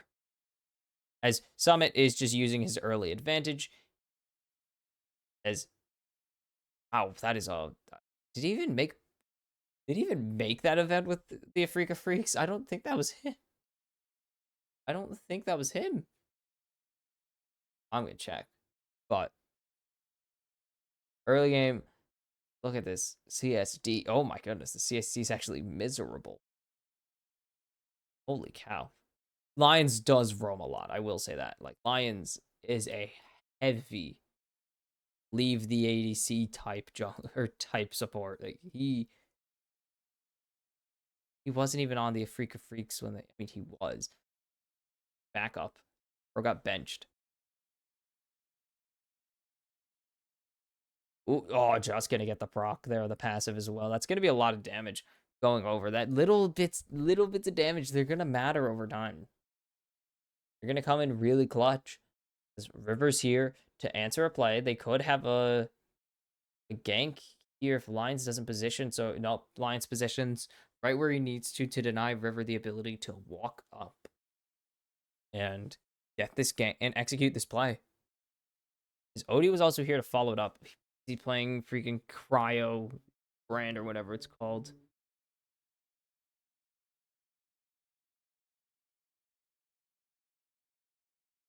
We are seeing the slight advantage for Seo. That's not really going to matter. Neither of them have based, and it's 100 something, so it's not even going to matter. Ooh, Summit not able to cast that. That is a long... Jeez, man. The Pathmaker is so annoying. Sniper, that's confidence. As Tomo? I mean, I know that feeling, but still. As Summit going to land the stun. Q3 going to connect. Does he have the leap strike? No, and that means that Sniper once again just gets to survive, and that's all Kasante needs to do. Summit's just going to keep putting on the beat down. There's the Pathmaker. Summit's just going to keep going. Kane getting bullied. Would already... okay, both of them already did their... got it. Both of them did their 400 base. As this will be the first base for the top laners coming out as well. As there's the root and stun landing onto Ayla or onto Lions from Ayla. Now Tomo. Oh, good jump from onto Seo from Ayla now, but the damage is coming out. The armor shred's gonna matter a lot. Lions forcing the cleanse out of Tomo. Seo just doesn't really have the damage yet. He only has 1 axe. No mana. Oh, we're gonna get our first pause of the tournament. Let's go. Woo! First pause of the tournament. Let's go. That's crazy. Oh. Over?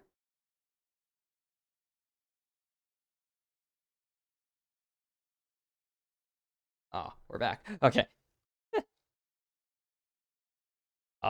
So far the game, it's just poking and prodding. I don't even know. But nothing's really gonna come of it. It's just been rather chill. Don't know what the issue is yet. But early. Rainbow7 got some push. Really big fight in the bot lane there. Actually gonna burn the cleanses of both ADCs. That's gonna matter a lot. That's where I'm looking for these next plays, as it seems to be an issue on the Rainbow7 side. Ref talking.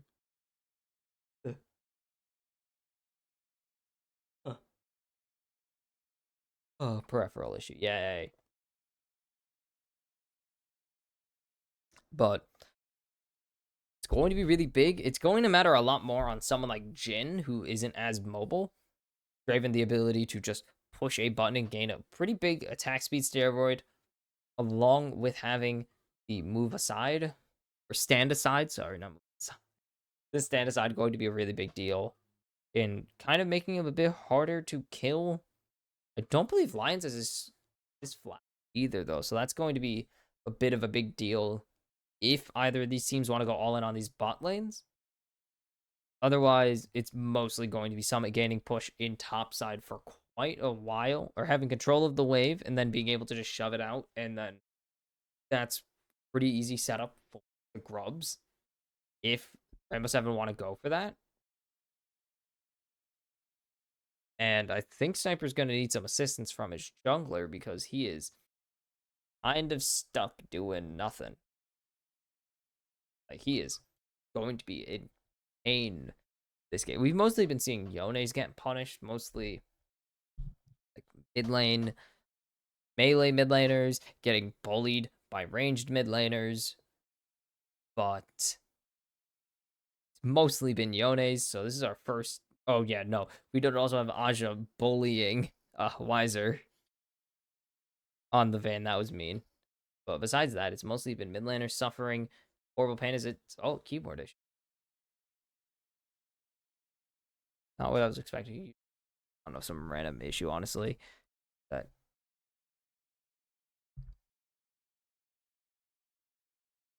oh, sorry, it's really early. Whoa.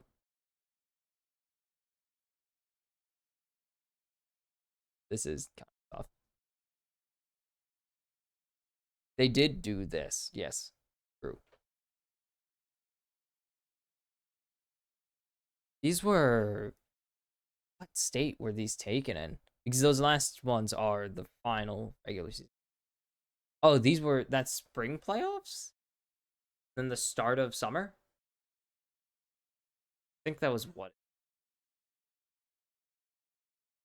I think that is the start of or end of spring, start of summer, because I know those final three series. Um, and those final four were their last round robin games. I'm gonna check. I should know this. Uh that should be them losing to Liquid, them beating. Yep. Lose to C9. Really? Oh no, that's right. They started terribly, and I forgot they had a really bad start to summer. Yeah, 1-4 start to summer, and then Tomo comes in. They win 4 straight series or something, and make a miracle run. I forgot about that. Jeez. Oh man. Yeah, 100 Thieves have really just turned it around. Tomo was a huge part of it, especially if Meech is taking time off for the reason he said he was taking time off, which was his mental health and mentality. League is as much a mental game, even more so because it is not a super physical game. I mean, yeah, you're probably gonna get repetitive strain injuries like you're gonna get what do you call it, repeated strain injuries pretty quickly. But besides that, it's a lot of mental and not just aware of the meta kind of mental. But yeah, if that really is the reason Meech chose to take a leave of absence and bringing in Tomo, that really would have been a refreshing perspective. And I mean, it does. It looks like it's down with as Meech is getting worse and worse, and then right back up with an injection of someone who I think was coming off of a spring championship in the NACL, if I'm not mistaken. I believe it's coming off of a spring championship in NACL. And then, no, coming off of a really good NACL run. That's right. Like coming off of a top 4 finish in the first split of NACL, and then coming off of like I think back-to-back losses. Actually, it was really bad. It was a really bad start to the season for Disguised, but coming off of that, getting promoted to the main league, like that is a big mental thing. Like, he is like, I want to win games now. We've been on the up and up. I mean, this team did Airville, which is almost impossible for a lot of NA teams to do. But oh, this hack's disappeared. Are we going back in?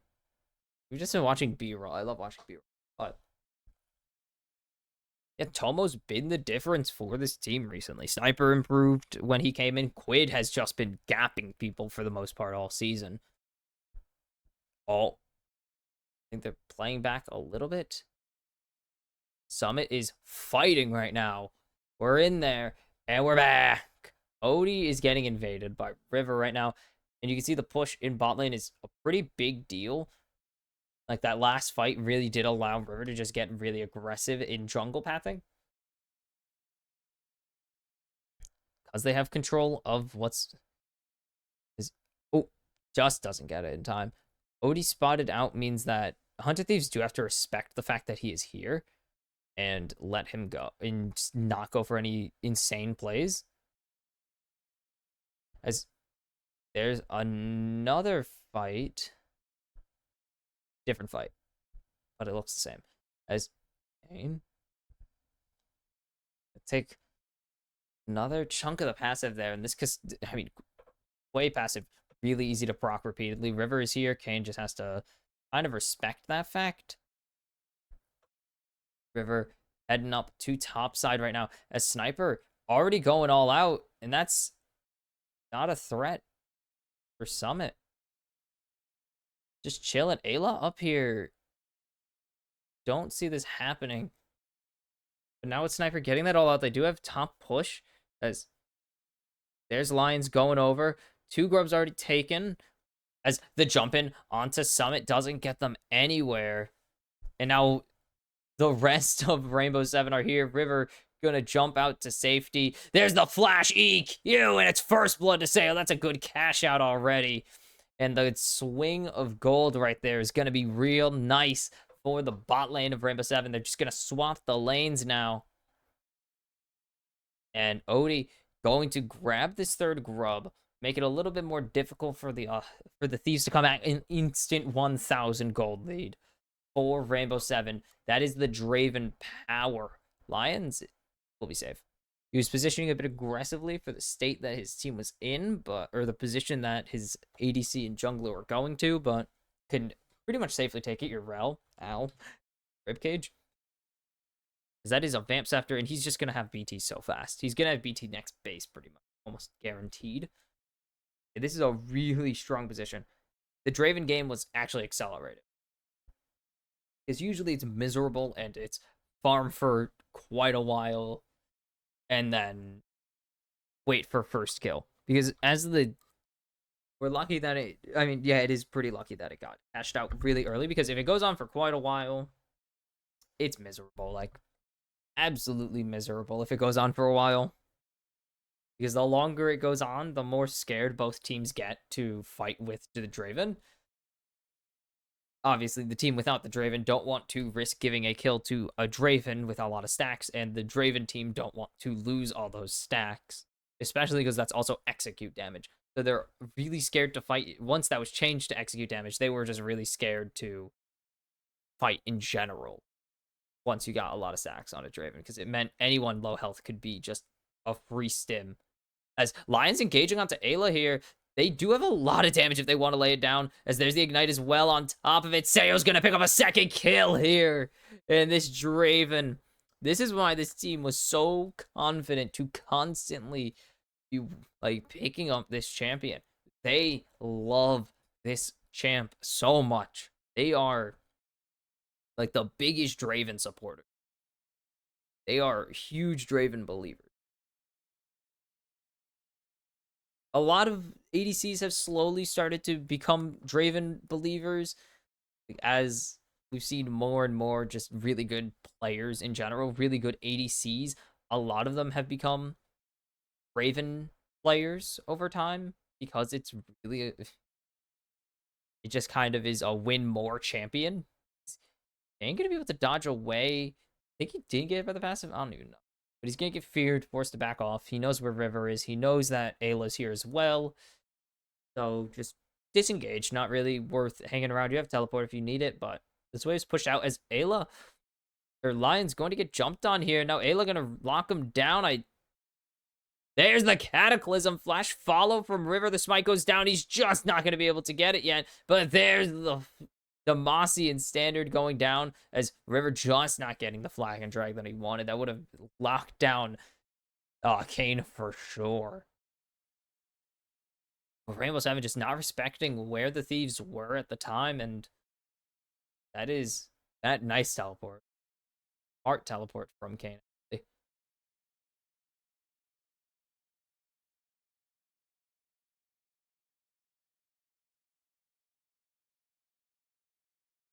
Oh, sorry. So, yeah, pretty much that entire lead is gone now, with gold on River and Quid. Not bad. Actually, I think it was just River, not even Quid. There's 1 kill. It's River's. So close. Like, Odie's backing off. Lions really should either be really cautious or just already buffering his W. I mean, definitely good buffer there on the W from the Cataclysm, but it's just not gonna matter. Doesn't land the stun, and everyone's forced to back off. So River with his item finished. Now Sundered Sky on the Jarvan, as Odie does have his ultimate. He has the Pyroclasm. I think that's what it's called. I don't know.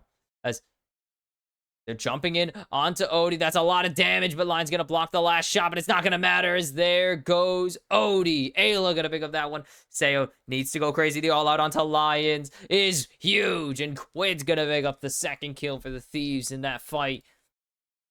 And it is not looking good for Rainbow7 after that one. Like, ooh, air-shaped, to say the least. Air-shaped. Like, Odie, there's no one near Odie, and he's just dead already. And then Sniper able to grab this all out. Nice use of Lions there, actually. There's just really nothing else they can do with Odie. He's so far away from the rest of the team. It's already just hurting. Summit will get this plating. That's pretty cool, but pretty dead even game. And grub buff on the side of the Thieves. Sayo's locked down. Sayo is gone. Hobo gonna pick up that one. And this is getting more and more in favor of the Thieves as we go. Sniper just not even gonna have to bother. And this Draven lead has been extinguished entirely. Summit not gonna be. Odie gonna steal away some camps. 7, they need to find an angle because they had this advantage.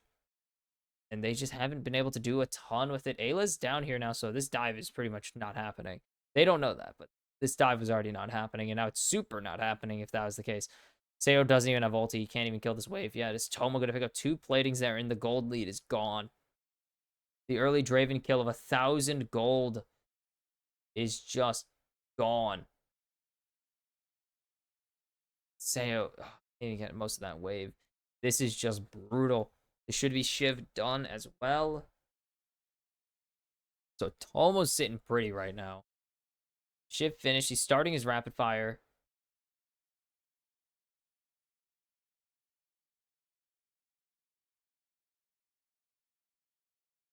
Nothing for the Draven after that first kill.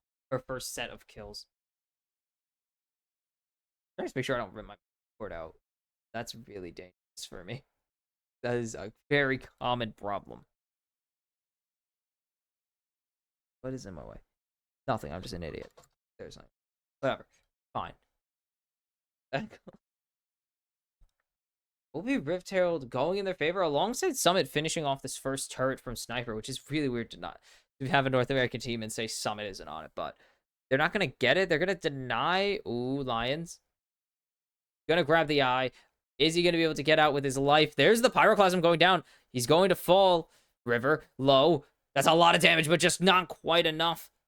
The curtain call not going to be enough either to finish the job, but they're going to get the eye in exchange for Lions' life. So the Thieves now 1,000 gold ahead, but there's a pretty big opportunity for Rainbow7 to actually pick that up for themselves, to swing that back. They got the first turret. They have the opportunity to pretty much kill any turret they want if they organize it properly. And this is, yep, all top lane. That kill onto Sayo pretty much just has defined the rest of this game so far. He's now Sayo behind. He's not good as Draven is a snowball. You want Draven to be as strong as possible. He's currently lagging behind a Jhin. Jhin, luckily, isn't really a champion yet. But oh, this is going to be a Drake. Yeah, this should just be Drake for 100 Thieves. Look where Rainbow7 are. This is easy. Pushing mid.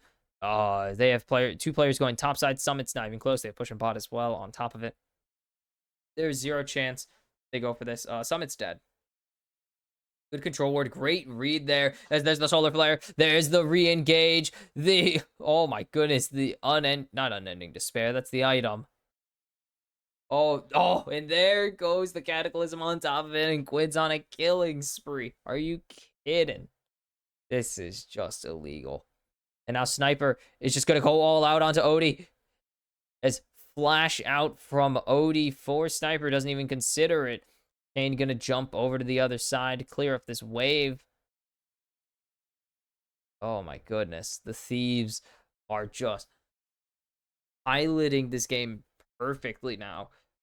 Rough early game, and the bot side has turned into a pretty solid and simple game for them afterwards. And I was talking about ease of execution with GAM. This ease of execution is insanely easy. You have so many engages. You got River, you got Quid, and you got Ayla and Sniper if you really want to consider Sniper and Engage. Like, you have so much Engage on this team. Rainbow7, you got 2 dudes. You got Lions, you got Summit maybe. It is really difficult to actually keep this going for Rainbow7. They needed to either keep the pace up or just keep executing. And they have not been executing super well after those opening kills on the Draven. And you can see it in the gold lead. They got the early 1,000 gold lead on this Draven alone, and now they're fluctuating between 600 and 700 gold behind. They have 163 stacks on the Draven again. They can get a pretty good amount of money if this happens, but there's no way they can keep fighting. Oh yeah, Jungle Pet. I forgot. I believe Jungle Pet gives shield. I think it's the green one that gives the shielding. I don't know. RFC, finish for the Jhin. That's going to be really good because that's just more damage. More damage, more crit. Oh, that's my mic moving. But it's just danger. This is Rainbow7. I don't know what's here. I cannot tell you what the plan for Rainbow7 is right now because it is not looking good. Odie on the red buff. River going to take his Raptors, though. They know he's on them, but what else are they going to do? The Rainbow7 fans are hopeful. They're believing. But it's not going super well. Raven's like two-shotting waves.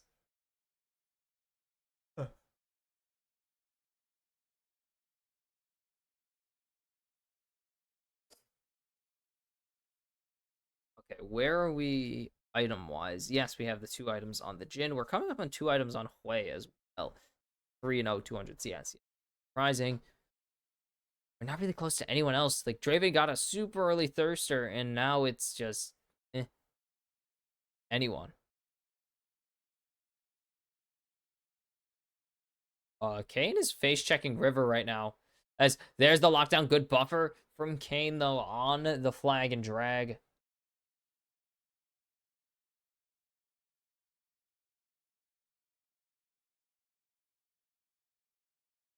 As Hunter Thieves continue to gain control of this top river. Lions will spot them out. This should just be the turret gone. They even dropped. They did drop it. Obviously, it auto-dropped. Would be mid-turret down. They're not going to be able to really push up with the wave here because Odie and Lions are just really close by. Homo gonna get a ton of damage onto Seo there. Those axes are not doing a lot anymore. Not nearly as much as they were before. This should be the mid-turret gone for real as Lions has taken his reset and Odie is backing off.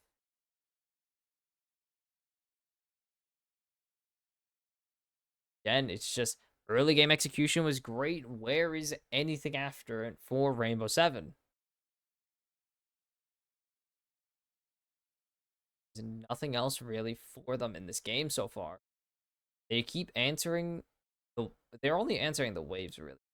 They can't answer much else. Level advance. I mean, River's already a level up. It's almost 2 levels up right now. Oh my goodness. That is really important, actually. Yeah, base damage on Draven ult is really important because executes. He's also about a full item ahead of Seo. I don't even know what. Yeah, obviously. He has a huge CS lead for. The takedowns really mean, or don't do a ton for Tomo in terms of gold because it's Draven, as they're looking to just turn on to Sniper here. The dance move's coming out from Summit. Nice dodges.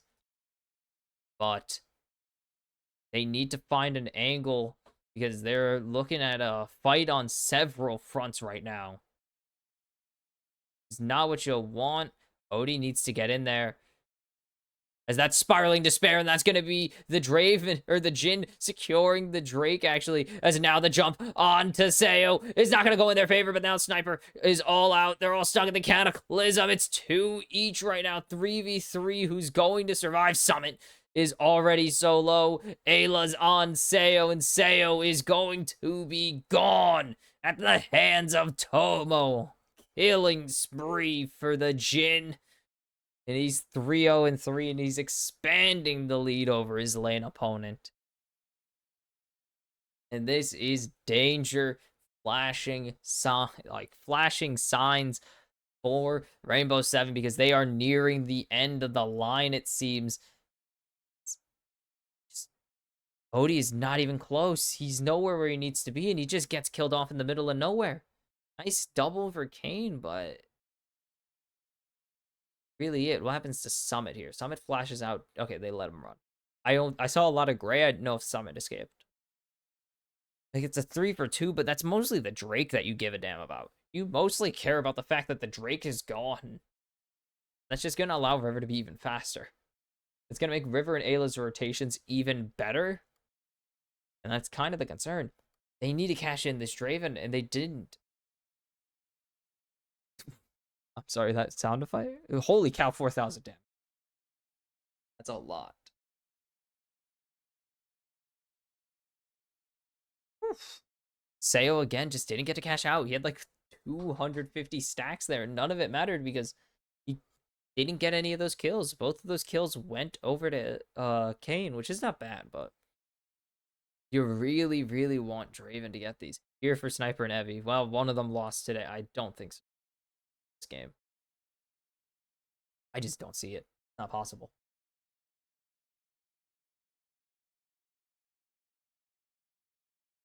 Odie going to get jumped on, even with the solar flare missing. The Cataclysm goes out. Kane gonna jump out, but I think Odie's gonna be gone very soon, but he's gonna actually survive on 1 health. Summit picks up Ayla here, but Summit not long for the rift. It's 1 for 1, and 100 Thieves will take that any day of the week.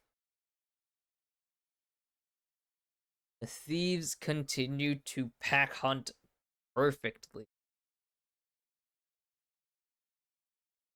Just what is the answer here? For Rainbow7, they can't find consistent team fights right now, and that is just really concerning. There are just no fights that they can really take right now.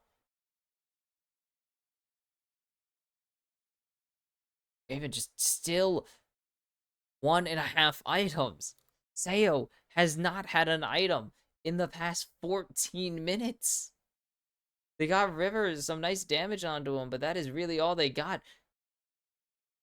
It's still 14 minutes since his last item. Tomo's on his 4th now. Tomo's working on his 4th item. The farm has been rough for Sayo, and there have been not enough kills to replace that gold. There's just not been enough stacking and enough killing to replace the gold that Sayo potentially could have.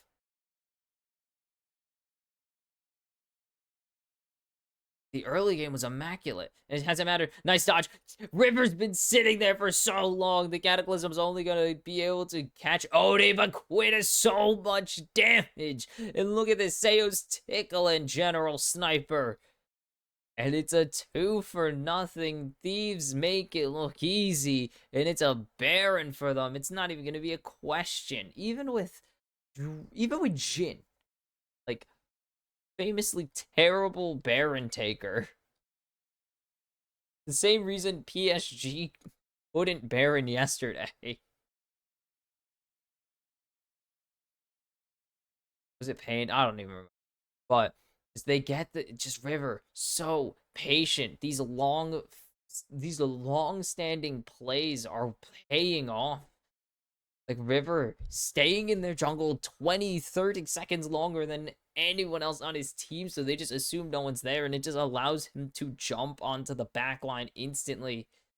Sayo finally finishes his LDR, but I think that is not going to matter in the end. It's just, he's so behind. 4 levels behind Quid, 3 levels behind pretty much everyone else on 100 Thieves. Summit is the only one keeping pace. Kane's keeping some pace, but it is really only Summit on pace with his opponent. Kane and Odie are trying, but it's not nearly enough. They'll get a single tier 2.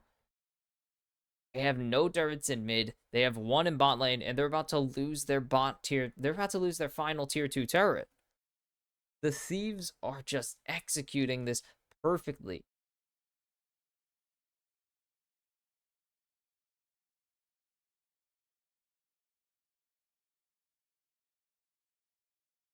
That's that gone. It is over.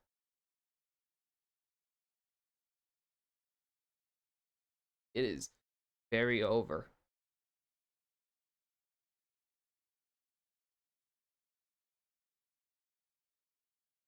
As there's the combo onto River. Kane forced to flash, gets the flash out of Ayla as well, but who cares? The hell was that? There's a random music cue. Sales level 13. Tomo is about to get his his final ultimate upgrade, as there's the crash down magnet storm. It's gonna connect on to Ayla. That's the cash in you wanted. Oni finds a huge shutdown. Sayo finds Ayla, and the Thieves are scrambling. This is the play Rainbow7 wanted. Sniper is locked down. It's 3-4-R7. Oh, I hit the crap out of my mic there, too. On top of it, it's going to be the Drake there. And now, something. It's the start of something. They need a lot more of those. As Quid, caught out, not catched out, and that is Kane just running them down. The bombs away. Now Lions actually going to... Lions going to tank up this turret, keep this cannon alive so they can have the cannon tank the turret later. This is just chunking out this gold lead. This is 100 Thieves. This is a bit of their aggressive play coming back to bite them. They were a little too confident in their abilities, or not in their abilities, in their game state, I should say, because the other one sounds a bit too conky. Like, they were a bit overconfident in their position in this game, and it comes back to bite them as Lions. I mean, doesn't matter what region you're from or what tier you play in. If you're on an organized team, you know a good rel combo, you know a good rel engage when you see it.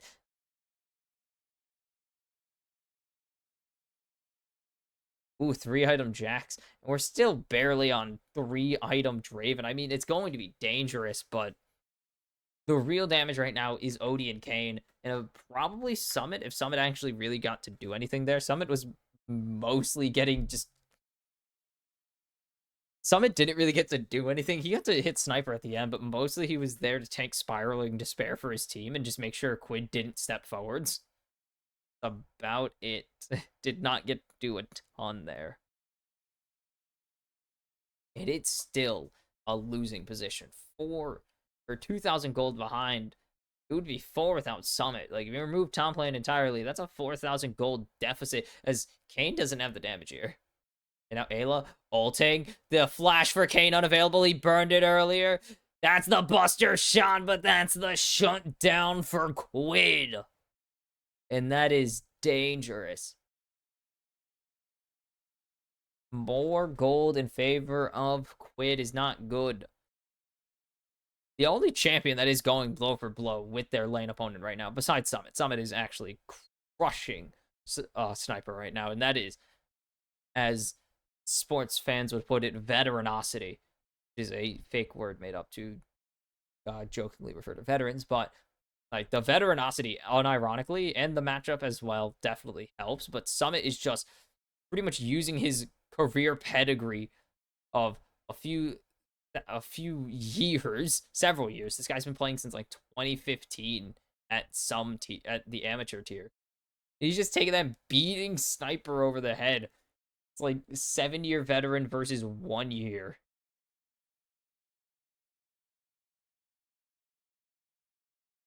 That is good and bad. It's the same thing as we saw with the GAM SoftBank game. Is if SoftBank ever killed off Kiaya, they're screwed. Like, if Kiaya ever went down, the SoftBank Hawks instantly lost every fight in just straight monetary means it was over. And that's gonna be the same thing. Except it's bad. It's even worse because they would be even without him. Oh, Odie is just getting just beat up. Flash out to safety, against the stun. Does he survive? No, there's the flash Q follow from Sniper. Oh, the stun. Are you serious? There's no way. No, Q3 connects. It's too late. And it's 100 Thieves time to start the Baron because Odie is down and Quid is going to shred this thing to pieces. As they're going to at least be able to get Sniper on the other side of the map, but really it. Actually, Tomo. That's the issue. Tomo doesn't have any damage. They will get it, but they might have to sacrifice River here. As there's the crash down into the Magnet Storm. Kiseo get the damage. The Cataclysm is huge. The Spiraling Despair will just execute Lions. And this catch out play is going sour. As there's the jump onto Summit. He has a huge shutdown, right? How compared to he's worth so much more than the rest of his team. He's forced to flash away. Seo is 1 and Tomo makes it 0. And Rainbow7 thought they had the catch out, but it's them who were led to the well of drown. Hippo play right there. Or kangaroo style. Lead them to the water. Drown them in the watering hole. That is devastating to the odds of 100, or to Rainbow7. There's just no angle where they win this at this point. Odie dies in no man's land, and the rest of the fight just crumbles around him. That is how this is going. How this has been going. Tomo's 4 items. He has 100% crit. This Draven's just getting to 75. He just got to 65. This is just brutal. The damage is just not there. Tomo's level 18. Seo is level 15. Kane gonna get some damage onto Sniper, but it's not gonna matter as his base is being sieged by a double-stacked cannon wave. As Seo already 0, and there it is. He's gone. Finito. Just absolutely deleted. Kane forced to flash away to safety. And Summit's got a base. The Thieves are just in the base. Fighting Rainbow7. They're like guarding their own base from them. As Tomo gets jumped on, there's the cleanse, and the rest of the team gonna jump on Summit in response. Can Summit be the hero? He'll find no one. He can't even get River. He's trying his damnedest, and try as he might, he falls. Double kill for Tomo. And it was GAM time before, and the Thieves say it's Tomo time. 5 items. He just bases and buys an entire goddamn Bloodthirster and then says GA instead. This dude sat on a full item.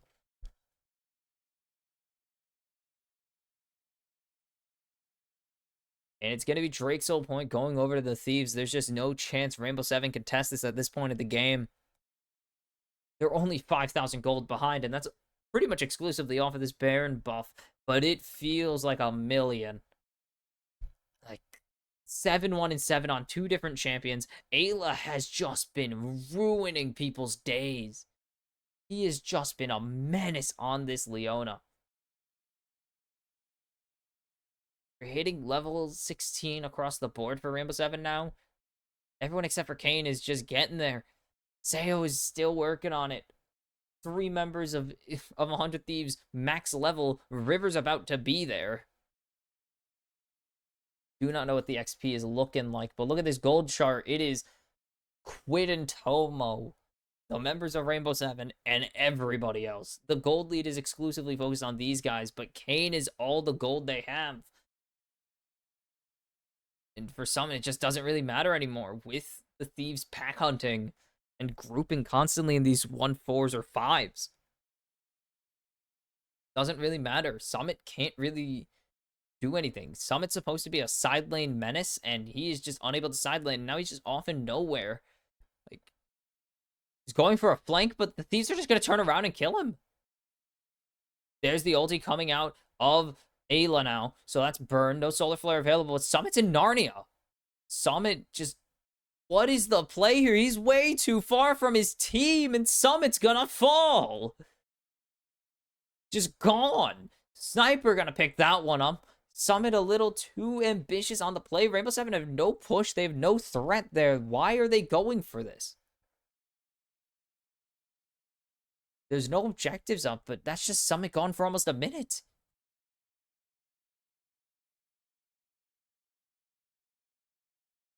Think that was I mean, obviously it's a desperation play. You're down this much this late into the game. It's a desperation play.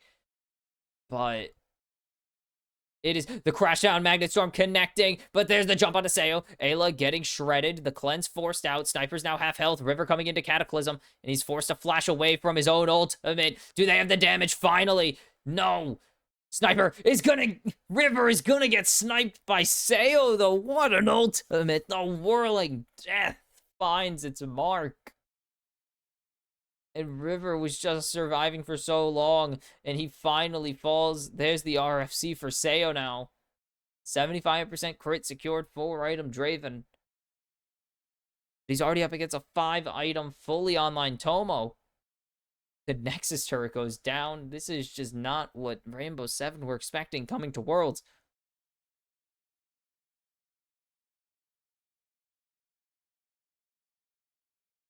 Great crash down Magnet Storm here. It does catch Quid, but it's not really going to matter. But it allows Sniper to just get shredded, even through that Jock shows. He's taking so much damage. Solar Flare doesn't find anything. They're going to find Sniper, but that's only, again, Cassante. Nice dodging. Nice dodging from Lions there. As they can shred this. That is the one downside of this comp. Is that the Thieves have no damage on the Baron, but there's the all-out onto Lions. This Rainbow7 tried to just brute force it. Kane is down. Sayo is trying, but it's not enough. They get the Baron, but at what cost? The cost of your team, the cost of your Nexus. Double kill for Sniper. It's the ace for the Thieves, and it is game 1 finished. They cruise to close this one out. The Thieves don't even sweat it. Rainbow7, early lead, a little bit of a bounce back fight, but then nothing. And the LCS 3 seed silence the Rainbow7, silence the LLA champions as they crush game 1. I mean, it wasn't as dominant as the other curb stomps we've seen at this tournament. We saw a really, really dominant game 1 from Pain Gaming and a really dominant game 2 from PSG Thailand. We saw a really dominant game 2 from the Mad Lions. And then there's this one.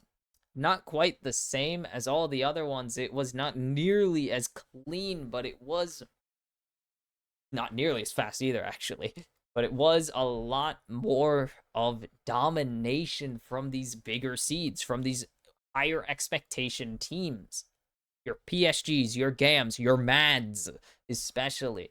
Like, that is the team 100 Thieves are going to be compared to this entire event, pretty much, because in this situation, they will be the tiebreakers. Like, they will be the deciders of which region has won the regional warfare. And if they don't 2-0 Rainbow7 here, instantly people are going to be saying that the Mad Lions are just the better team. No questions asked, comparatively. But that's just game score. These two teams likely won't face for quite a while. Oh, they're not even in the same bracket. They won't even face each other until Swiss stage. It was a really good move. Actually, that is really... it sucks that they don't shuffle. They don't flip the groups after a while. So it's like a team from Group A faces a team from Group B. And to make the, oh, what do you call it? The lower whatevers, but actually, is it straight qualifying matches? I didn't even check that. I should have checked that. Yes. Or, well, no. That's a lie. That's right. Because it would be really unfair. That's why. But it should be. I wish it was the loser of, or the winner of the lower bracket in Group A face the loser of upper bracket Group B. But we'll talk. Like, that's future world's issues. But as of now, the Thieves, it wasn't pretty, but they take a pretty dominant game one nonetheless. And Rainbow7 now on the verge of facing the SoftBank Hawks on Saturday. And the Thieves on the verge of facing GAM on Friday. So who will pull? Actually, no. No. Sorry, tomorrow. Or on, yeah, tomorrow. Can't say on Friday. That's tomorrow. Yeah. Tomorrow is the upper bracket finals, first qualifiers, blah, blah, blah. So will the Thieves make this a clean sweep day, a pair of 2 O's, or will Rainbow7 send us to our second game 3 of World so far? I will see you for game number 2 between the Thieves and Rainbow7. And we're back after a messy game, looking back on it, and it was quite a mess. Hi, Box kimchicast 1-0 lead for the Thieves over Rainbow7, and there's a lot of improvements to make for both sides. For 100 Thieves, fix everything. Okay, don't fix everything. Obviously, they played well enough to finish the job, but I'm mostly saying they need to clean it up a lot. They've been playing bit sloppy, and I'm not saying that that's obviously it's not good, but it's also not super unexpected for a mostly young team coming onto the international stage with 2 rookie solo laners on top of it. Like, River is trying to corral the squad. They're in with their still, I mean, now starter, but still kind of substitute replacement ADC. There's things they need to clean up, and that should be obviously something that we can and hopefully will see improve as the tournament goes on. For Rainbow7, they just need to figure out what their game plan is, because they had some moments, but they just didn't coordinate their fights very well. Grub fight, Odie was off in the middle of nowhere. They had the setup clean, and Odie's in the middle of nowhere because the team kind of moves itself out of position. That was a weird one. Really, they're going to get rid of Quidzy Yone. We've seen Yone be really useless. Or not useless, but not super powerful. It's been neutralized twice, but it's still one of those games. And it's just going to be Cassante B1 again. Rainbow7 going back to the red side is an interesting choice.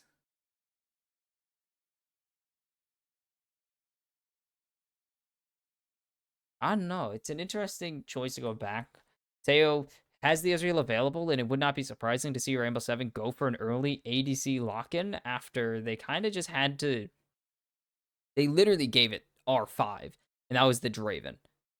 They're not going back to the Draven. The Draven got some early cash-ins, but they really did not do a ton afterwards, and that mostly came back to bite. Ah, shoot. It came back to bite them in the end. So, not great. Didn't really get to do a ton. The team fights weren't clean enough, and Seo really didn't put himself in any winning positions. He was down 2 levels at the end of the game. Odie going to lock in Renekton for his top laner here. Another good matchup for Summit in this, and they're going to hover it at him at least. Draco. That was a weird one. It's going to be Lucian Nami locked in for Tomo and Ayla here. Okay. It is, something. The other ADC Lucian pick, of course, was oh my goodness, why am I forgetting his name? It was Titan. 8 or something kills on it. Like, it was a lot. Like, dude had so much value. Hold on, I can get the exact number. And it's gonna be Nautilus Ezreal bot lane. Okay, not really bad. Where is it? 7-0 and 9. The other one was a Lucian mid by Dasher. It did nothing. But Lucian undefeated in the bot lane so far. Yasuo taken away from Quid. Okay, so you couldn't tell. 100 Thieves don't really draft super traditionally often, or what you would expect them to. I mean, Yone is good, but that's a Yone like first rotation band. We haven't seen a lot of those, if any. No, we've seen one. We saw one Yone band. The hell is it? We've seen 3, but I don't think those are first rotation. Saying all on red side. Okay, maybe they were. Jarvan taken away from River. Had a really good game 1 on it, obviously. And Syndra taken away from Kaney. I don't know if or from Kane. Oh my god. Don't know if he's played a ton of it himself. I know he's played some of it. He played it in spring. I do know he played a bit of it in spring. I don't think he played it in summer at all.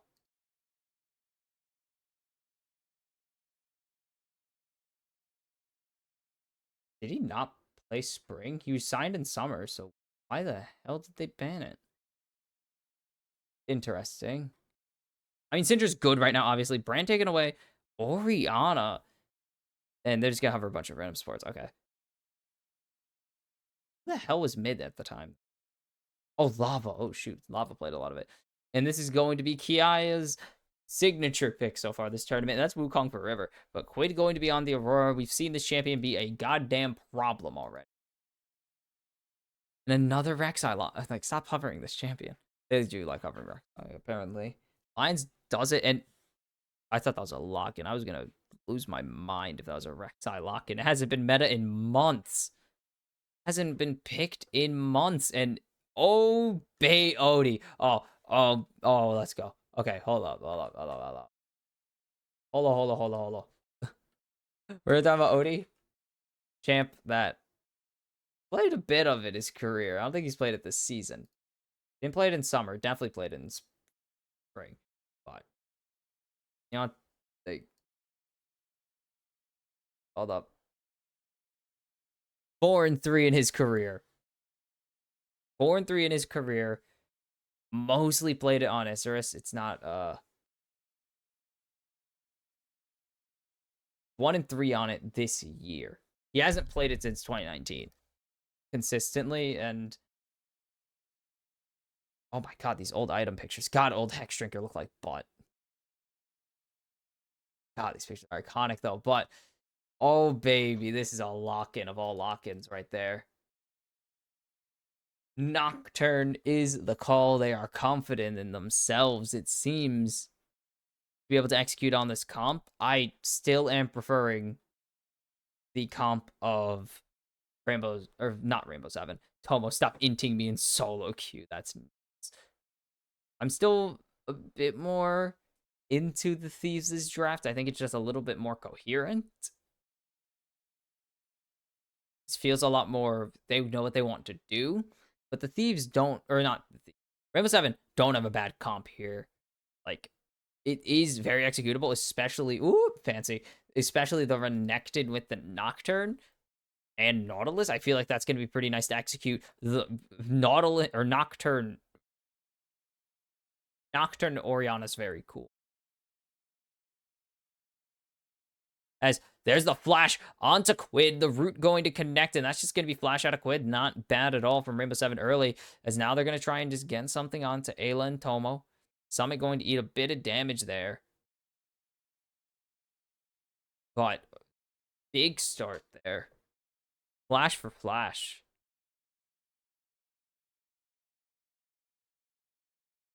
Summit, what? That picture. And Sniper just going to get a deep ward here, and they're just going to know wherever Odie's going. They'll know immediately when Odie's going to his bot side. They'll know where he's just starting already because he's pathing into this top.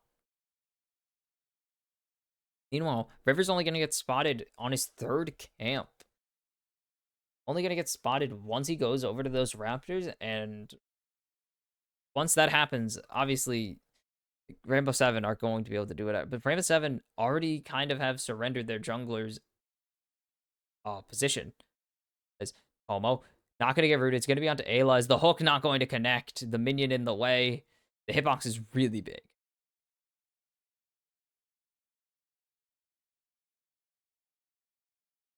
Oof. And now Lions is going to get chunked out pretty hard. Nami's just really good at trading aggressively. Really good at trading aggressive. Don't think Summit's going to be able to do a ton here yet. He's a level 1 Renekton into a level 1. To a level 1. Cassante, it'll be a little bit before we see it. And they'll just spot out. Oh, a nice hook, actually. Screw what I was saying. Barrier forced out of Tomo there. But they're going to spot out Nocturne a second time, obviously. Yeah, this is a... I have no clue how this team... They got second in spring and then dropped off. I mean, I know how they dropped off a cliff. Teams found them out how they were playing. Also, they were a bit...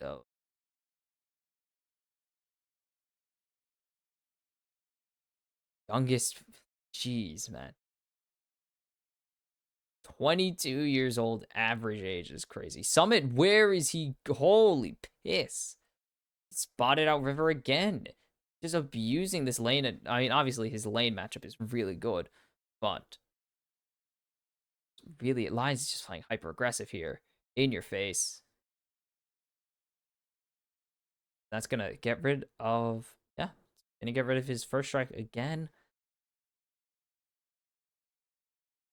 I've heard Kana and I've heard Kane. I mean, it's Kana or Kane. As Summit dodges the Q3. Him leaving for that did mean that he loses a bit of XP as Sniper was able to control the wave. But the wave is still in his favor. And wow, Kane has a super good advantage.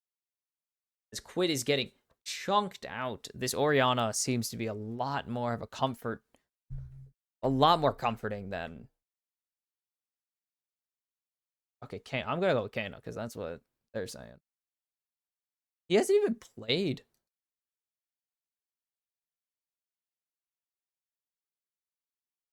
He has not played Orianna. Hold up.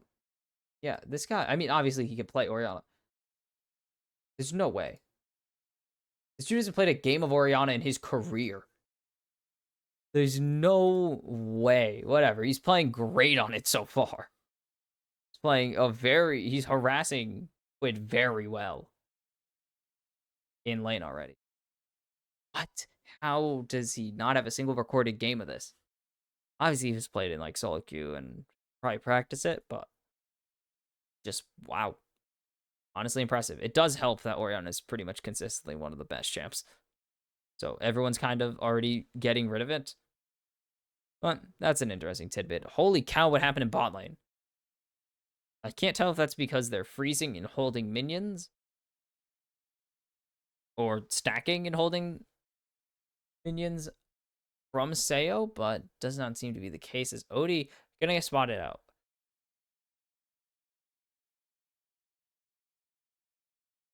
Oh, sorry. Sniper, not level 6 yet, but there's Summit just engaging. Does he have the Pathmaker? Going to be able to get out. Odie is low now. Or not Odie. Summit is low. Is tanking the turret, so they're going to just abandon that, and I don't think they get anything. They get Flash. Summit does burn his Dominus, though, which is kind of the key. River spotted, or Odie spotted out again, not River. They actually didn't spot River. And that one ward is actually really big for it. It's entirely pretty much made sure Sniper knew what was going to happen to it. Ayla doesn't fall for it. He assumes there's someone in there and just gets the bait out.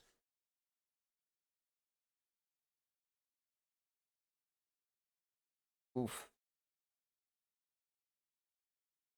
Dangerous. Odie needs ultimate here. Odie needs to hit 6. That's kind of the... Which should just be able to cancel that reset without even trying. Yeah. Odie gonna get this first Drake as well. Grubs are available, and it should just be going to 100 Thieves. There's no question. You look at where Quid's positioned. You look at where Summit is and how River pretty much has full control of this top jungle already. there's just no doubt that he's going to be able to get that. Doesn't even need any help. Could solo. He is Wukong, after all. Oh my goodness, 13 CS down. Guy does need 6 so badly. River with Cyclone is good, but mostly Odie's just functioning independent of that. But that is, oh, with the knowledge of them being in bot side, that is red buff gone. Oh. Just in the enemy jungle. If you know anything about the LCS, you know that River is kind of famous for just being very forward in his positioning. Like he for a while was the highest rated jungler in forward percentage. Forward percentage just simply being amount of time spent on enemies half. Like there were some games early in the season where River had more time spent in the enemy's jungle than in his own jungle. It's not very that is not sustainable at all. You will eventually get caught and have to tone back your play. But to start the season, I think River's first best of 3 of the summer split had him spending more time in the enemy's jungle than his, as there's the jump on to Odie expires. So Odie gonna be able to flash onto Quid, and I think Quid, will be able to flash in response. There's no follow-up.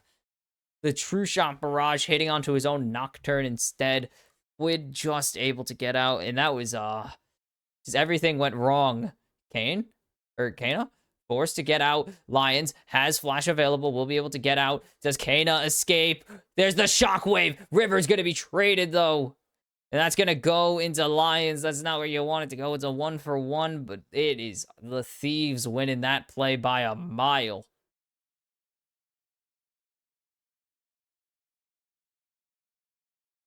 Oof. The Thieves are going to ton 2 platings as well. Over to General Sniper here. Yes, his action. I know I use his full tag too much. But Sniper going to get 2 platings here. That's a lot. That's bad. It's only a 300 gold lead. But it's a bit more because those kills, when that kill went to somewhere you don't want it. What the hell happened in top lane?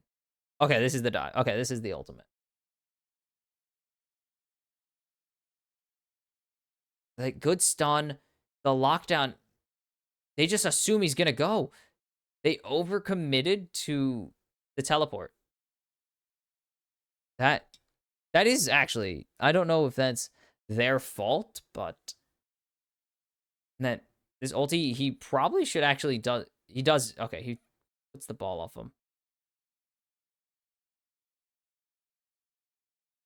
Yeah, Golden Glue has some of the funniest reactions.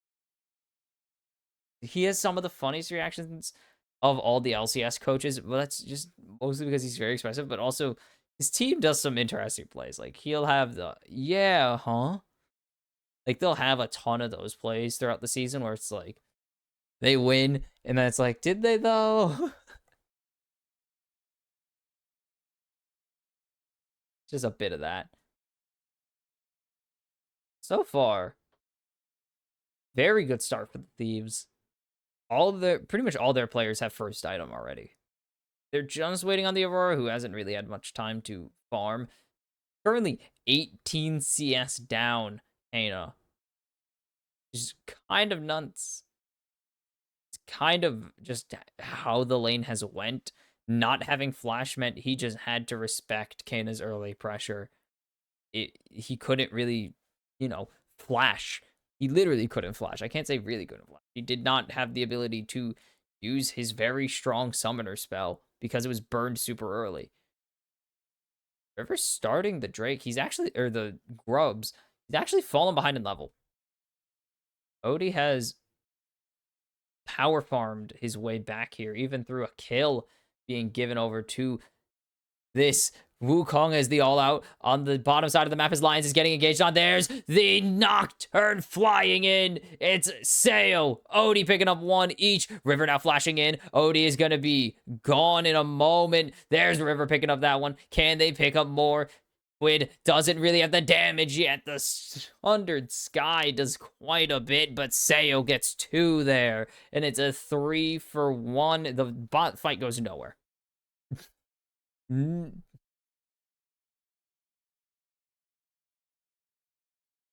Bot goes nowhere. I mean, the Cassante doesn't die. That's what matters, but it's a 3-for-2 otherwise in this river fight. Lions, that hook could have been nice, but I don't think it would have killed. And then, ooh, great combo there. Ball delivery system is huge. And then Odie's just fighting Quid and doesn't matter. Odie's dead here. But River getting this healing could have been huge. Because that, ooh, heal onto Kane, Kano would have been pretty nice, but just doesn't quite do enough as, oh, there's a spot out. Ayla needs to be careful here. He's going to get locked down. Odie has the fear coming in. Teleport now. The stun is nice. Odie running away. There's 3 teleports to this top side now as the grubs once again started. We're coming back as Shockwave's about to be back up. Depth Charge is almost back up as well. First grub gonna go over to River, but there's the lockdown onto the clone now who you want to hit, but they're hitting Sniper right now. No one's going to get hit by the culling though. The Shockwave onto Sniper, but there's so much damage. Look at Lions' health bar. Can the 100 Thieves get into the back line? I don't think they even need to right now, as that's everything. Bird Sniper so low, but it's not quite there yet. Where's the Between Worlds? There it is. Kana is gonna fall. Sayo will follow. It's a double for Tomo already. Summit is trying to get something. He'll get 1, but Quid's gonna find him. Great flash, but it's not gonna be enough, as there's the damage from the Aurora. And then Lion sure to follow. It's 4 for the Thieves. Quid with the double. Tomo with the double. This is absolutely huge. 400 Thieves. 5 grubs before they despawn as well. And this is R7 front load everything. They front load this entire team fight with their damage. At this point, there are no ultimates available. There is a Dominus available. And look where Summit is. He can't Dominus yet. Great ulti from Quid. And then Summit just has to ulti and go in for 1. He just has to hope he can pull back 1 because River is right there to stop it. If that hook connects, that could have been Quid going down, but Summit's just dancing, but it's not going to matter. And then just the Weirding gets the kill right there. And this is going so poorly for Rainbow7. It's not even, it's just kind of insane. The gold lead's barely there too. That's kind of stupid, but it is the Thieves with the advantage fully. Rainbow7 just kind of there, but they'll at least get the Herald in response. 100 Thieves in a really good position right now. The trade is fine. They'll go blue buff for blue buff as well. They probably will just clear each other's, unless Quid steals this. No.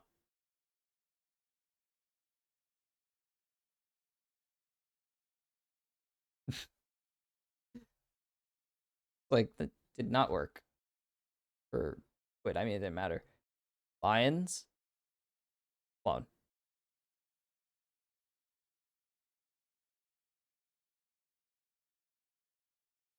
Oh, sorry. Again, yeah, Summit's ahead, but it's a Cassante. Summit will get the turret, though. Pretty much just, they can't really afford to contest him. Quid will get something out of it, but Summit would be able to just escape.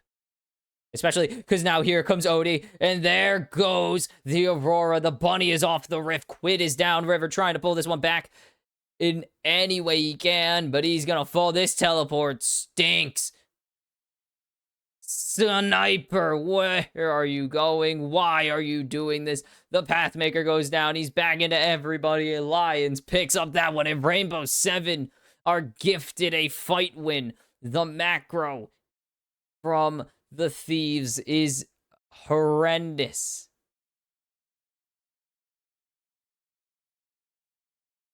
Oh my goodness. What on earth was that?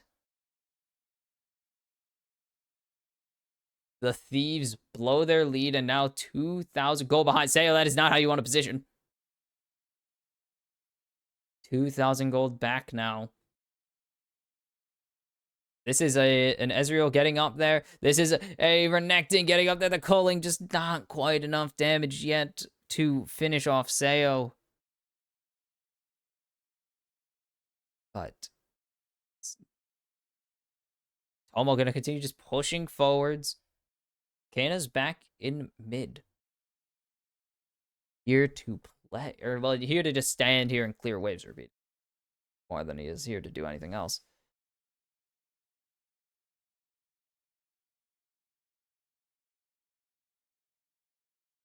Okay. So what's our game state right now? 2 items on this Lucian should be coming up on the Muramana soon. As we're just gonna use ulti. Summit's just gonna keep running. As here comes Odie. And again, this is just a repeat play. Quid is down. Summit. 3 kills in this game now. Nocturne is not letting Quid sit at all. He is just Odie over and over, punishing this rabbit girl thing. And Nocturne already has ulti back up, doesn't he? It looks like he does. That might be a visual bug. Hook not going to connect. That would have been disastrous for Tomo.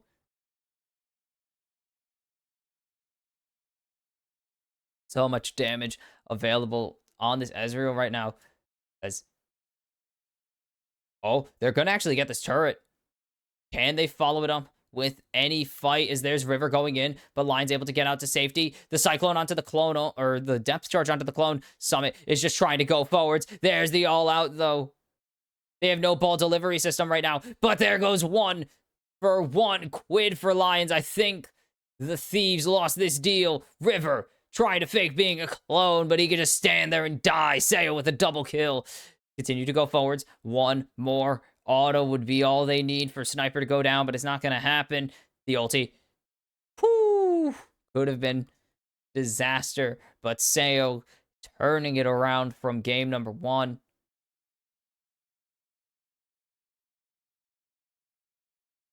Odie has ultimate as well. This could be just a paranoia and ending this.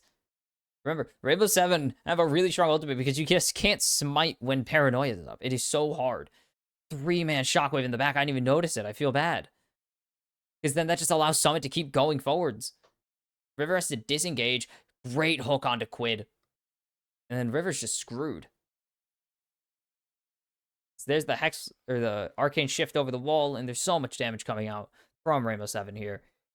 It is so damn hard to fight as this team. And this is just easy Drake. They should be an easy dragon for Odie. Look at where 100 Thieves are. They can't even contest. Are they? Okay, no, they're just invading. That looks like too much.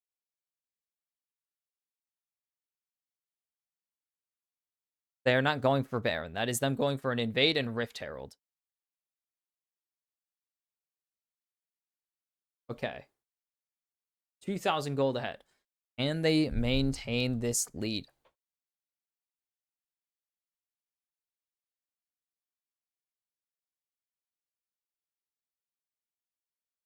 These guys are just working together.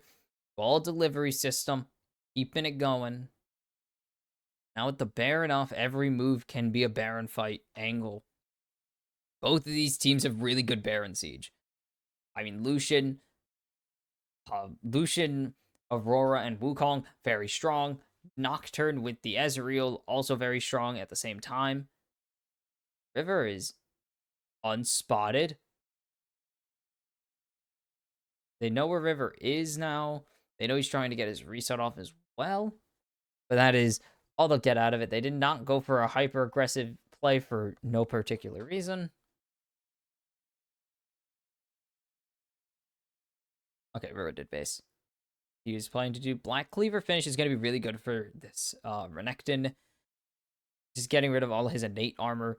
Really valuable. Lion's also just going to be shredded. It's mostly what you're worried about. How close? Oh, we only have 3. We still have 3 minutes till the next fight. Okay. 3 minutes is a bit longer than I was hoping for. I really want to see these teams fight again because they've been pretty firework. Like, these have just been explosive plays.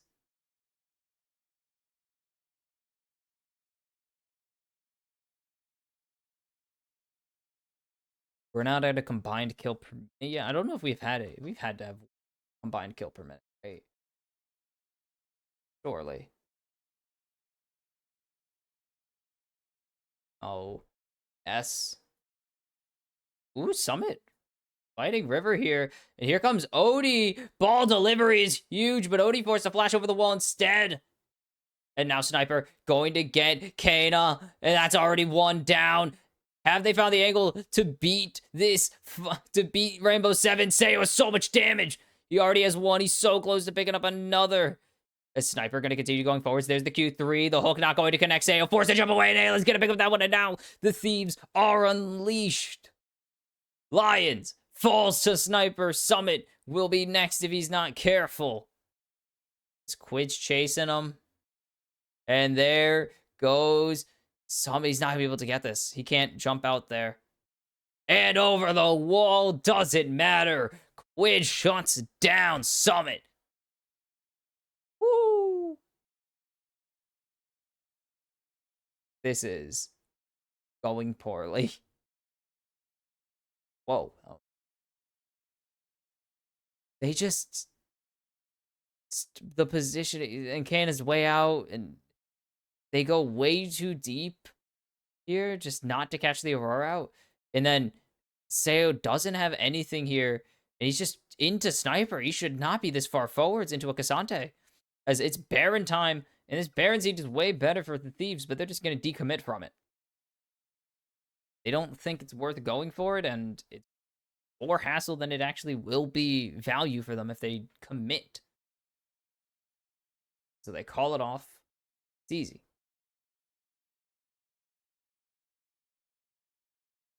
Oh, dead even. Dead even in gold. This is something that was surefire at one. Like, it looks so good for Rainbow7. It's still good. They have a 2-item Ezreal. Building more expensive than the Lucian, so he will be behind in gold. But also, he's 40 CS down as there's the jumping onto Sayo. There's the ball delivery onto Tomo. Can Odie run away? He cannot. Quid gonna pick up that one. Sniper is getting shredded. Summit is in. Can Sayo do any damage? No. Quid with a double kill. And he's running. Kana gonna follow with the flash. And there's the kill in response. The shutdown will swing the gold 500 in favor of Rainbow7. Can they get this turret on top of it? They have no more ultimates. They have no real damage. The hook onto the clone, though. Oh, the Q3 is huge onto Lions. Summit is diving in there, flashing out now. And he's just going to survive with 1 tick of health. And Sniper so close to finishing the job there, but it's just not quite enough yet. Goodness, these fights are nail biters. And this is what these two teams, they don't want to go out without putting up a fight, and both of them are swinging for the fences. 6, 4, and 7 on Quid. 11 of 14 takedowns on this mid laner, as they might have caught out one. Lions is going to be gone. Can Rainbow7 pull this back, or will the Thieves finish the job? The jump onto Quid. Sayo picks that one up. But now the Drake, they have no paranoia for it. They have no dominance. They have no shockwave. They have nothing, actually. But there's nothing on the side of the Thieves. Odie, can he get this? Does he get the smite? But they find Ayla. Can they find anything else? Sayo needs to just keep firing out these Qs, but it's not going to be enough. They're going to lose the Drake. We're even at 2, but they're going to find another kill, so they're going to be about 1,000 gold ahead right now. And they're just going to go for another turret here. And that is just inches. Both of these teams are throwing hands, and they are both just narrowly not finding enough. Odie gonna get jumped on here. Cyclone not available for River, but he has the sticking power. He needs Lions here now, but it's not gonna be in time. River. And it's Baron. Wait, hold up. Baron time. The Thieves are gonna call for it. Can they get this in time? There's no smite on the side of Rainbow7. They need to find a miraculous fight right now. They need a really big engage tool. Summit's coming in. There's the tidal wave. There's the Between Worlds. The Thieves are going to zone off Rainbow7 correctly. And that is Baron buff over to North America's 3rd seed. Oof.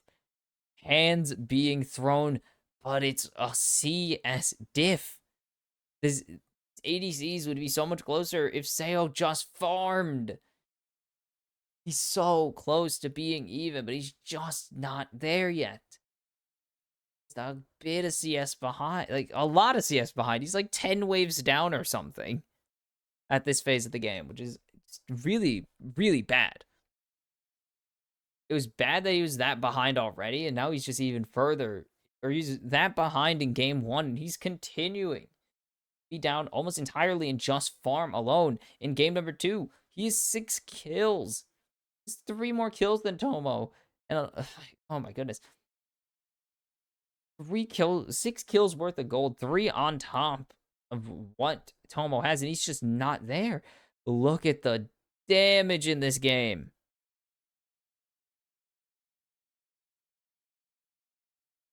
They're just hitting the wave. Summit trying to clear as best as he can. River going to fall. A lot of health down, actually, as there's Odie jumping into the back line, and he's gone too deep. Tomo takes him out. And Rainbow7 swing for the fences, and I don't think they should have.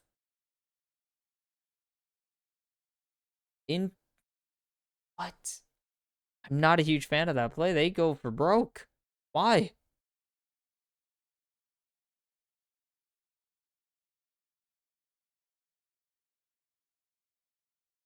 Don't love that play. The only positive is that it really hasn't costed them a ton to make that specific play. Like, yes, they lose their bot tier 2 and their mid tier 2. But Drake Soul's not gone, and they already had Baron anyways. I don't love handing over kill gold for no particular... Oh, let's see. Going for future wave. Canada's already...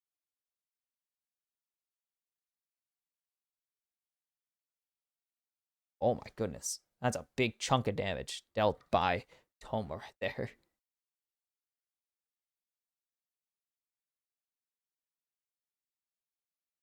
Again.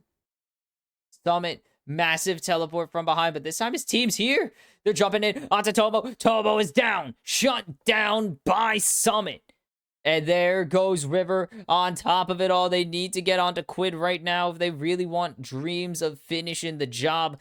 At any point, he can make it the Between Worlds, but he's gone to the wrong side. I don't think he meant to do that.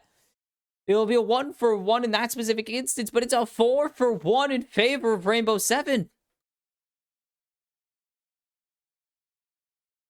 And this is just, what on earth is going on?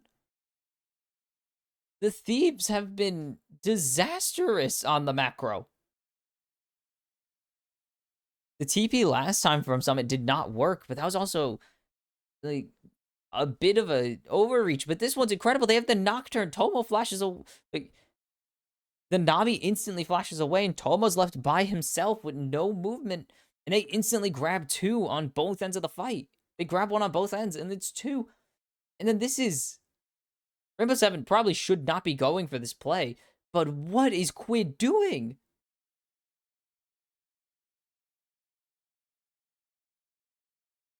Quid did not mean to... What the hell, Quid?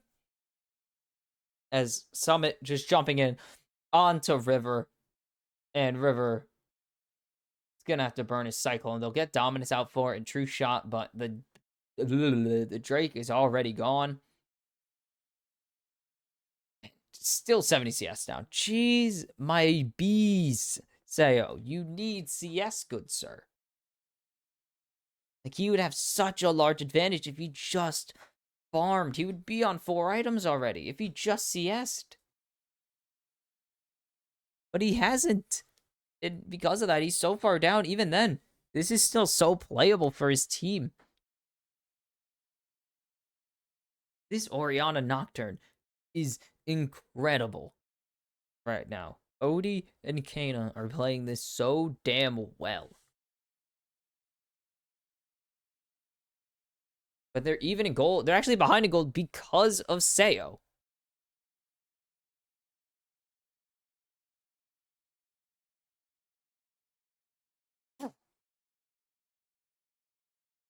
Like, Odie's down like 2 camps. Sayo's down 80 CS. 80 CS. Again, he's down a lot. He was already down a lot from last game. What was it?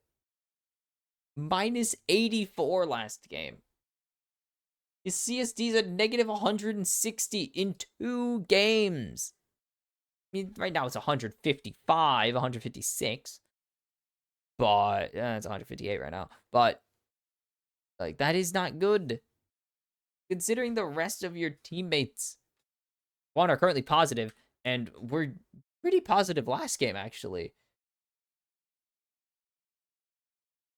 Yeah, both of your teammates, despite losing last game, went positive in CSD.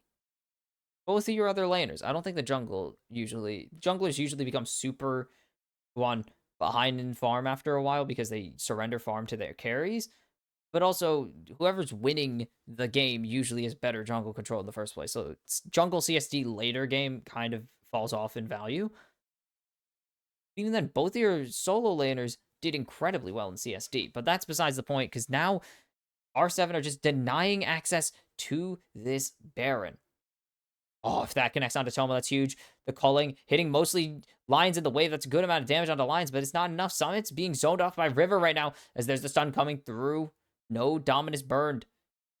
And Quid getting huge. Summit denies the wave. There's the jump onto Ayla, and that's going to be Odie picking up his first kill of the game. There's the hook onto Sniper.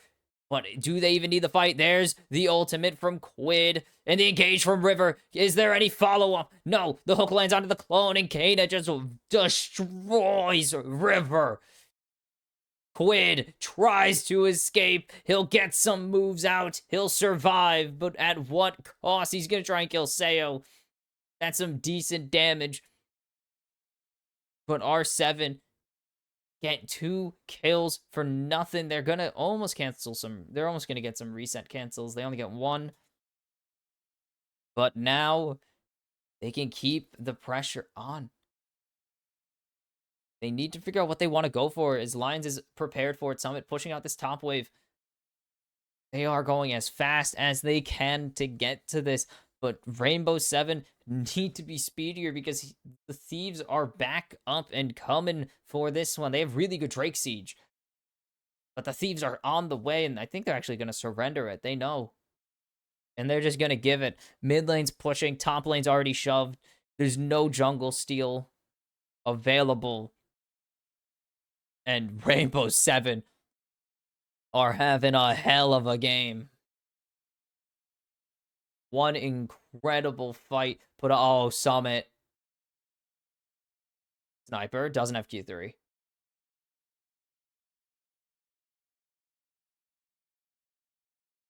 This is really important.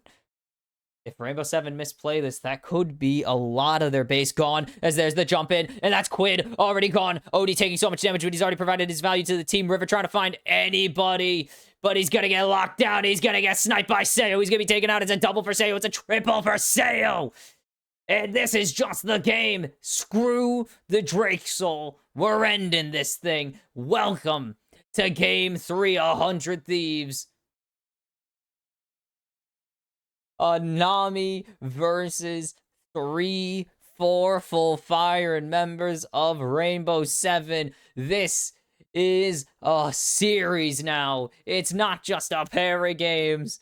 This is all the marbles on the line. Rainbow7, battle back, force game 3.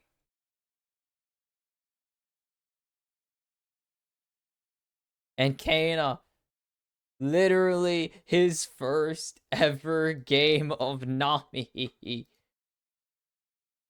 Like, literally has not played a professional game of Nami in his career. And he sends that performance in. That incredible showing. Are you kidding me?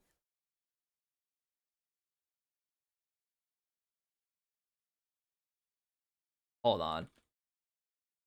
7-3-17 in your first career Oriana game. That is menacing. And Rainbow7, I mean, that is a lot of macro going wrong for 100 Thieves and a lot of improvements in team fighting. They were more confident in executing their game plan, and that was pretty much all they needed. The confidence from Rainbow7 in game 1 was only really visible for a little bit, and then they kind of fell off a cliff, and now I don't know if they take game 3, but they have put one hell of a showing already, and I mean, if they do take game 3, it would probably be their biggest win in region history.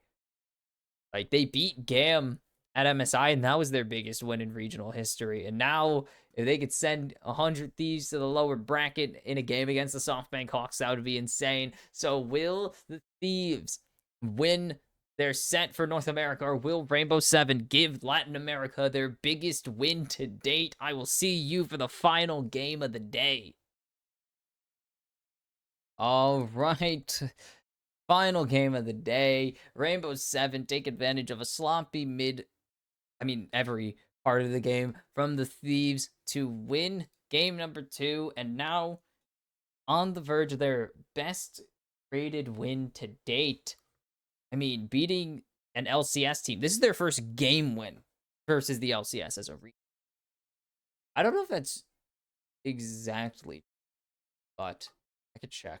Where the balls do I do that? Oh.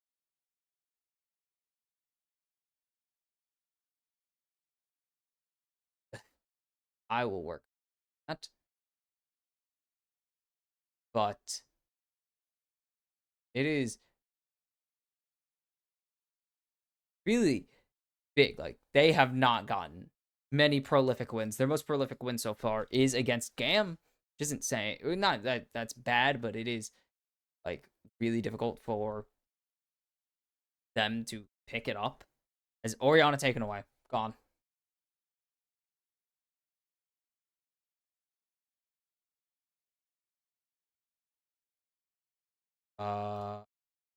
Oh, I need the fan back.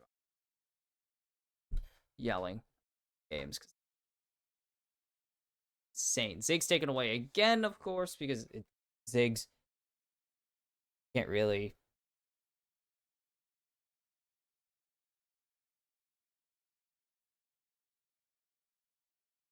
That's not what I want.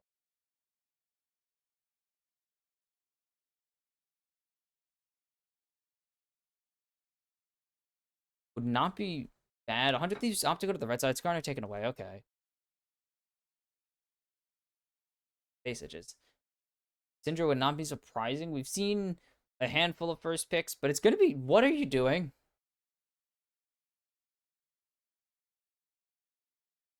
Okay. Interesting.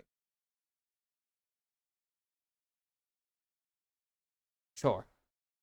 Why not? This would be an interesting.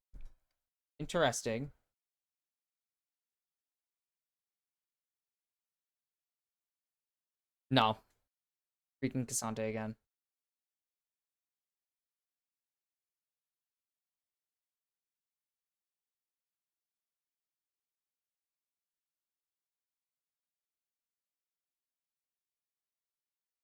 Ooh. Thanks for Tomo. We saw it yesterday. It did pretty well for itself, if I do say so. I think we only got one. No, we did get 2 games of it. It's undefeated so far. It's had 2 pretty solid games. But DCs get executed. You see them actually do something. That is my phone going off. Not care. Perfect. Okay, Lucian Nami. And this would not be a super surprising Nautilus lock-in. It wouldn't be bad, honestly.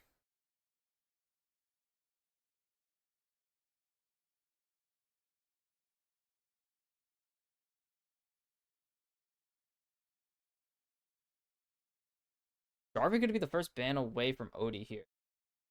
Could work to set this up. I would not be super opposed to it. Wouldn't be that bad.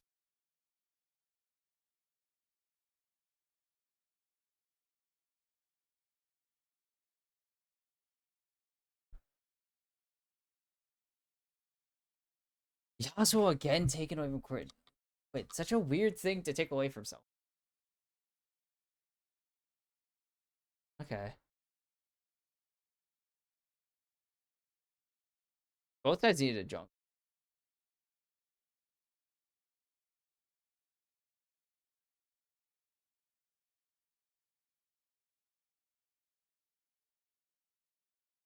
Knock taken away after the game they had, but no Oriana, so I don't think Nocturne would be as important.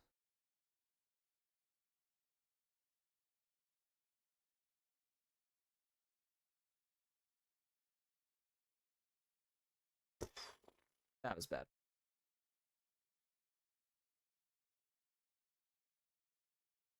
Syndra will be the final mana, so they don't want it for themselves. They would have got rid. River has played a lot of Sejuani. I don't think he played as much Viego recently, especially.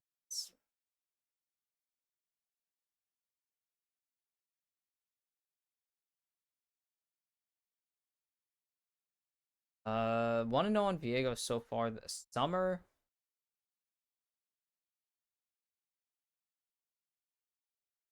One and 2 on it this season, and obviously, I not really 19 games in his career. I think it's 8, 9. The split, something like whatever would be just below.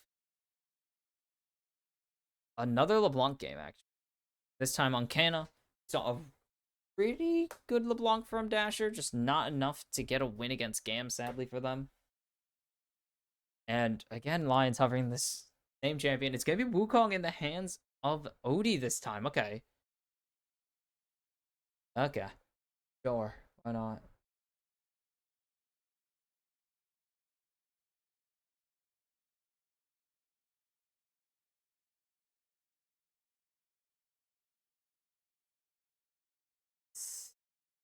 Mid matchup.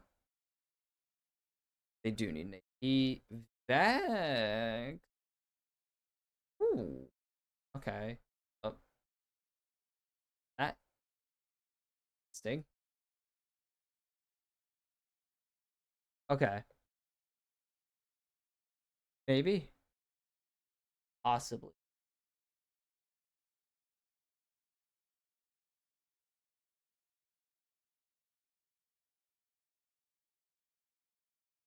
Next. Interesting combo of these champions with the combined why can't I word good? Obviously Viego Vex weird thing that happens, but I'm intrigued by what Rainbow7 you want to go for here, actually.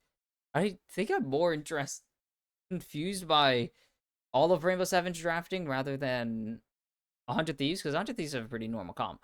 I just got Syndra. I would have just got Syndra for free. Like that was a free Syndra angle right there, right? I'm not the only one who thinks that. I can't be the only one who thinks it's a free Syndra angle. Not going for it is not my favorite. Don't love it. Yeah, nah. Not a giant fan of that, but boom, fancy ass thing. I guess let's go. They're looking for their first series win over North America. I'm looking to prove this fact. Keep going.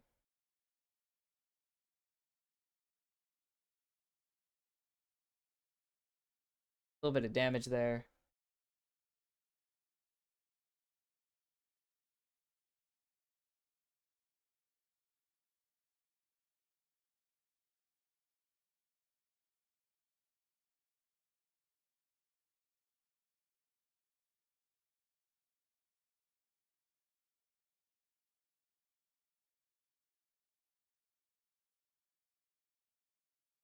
Okay.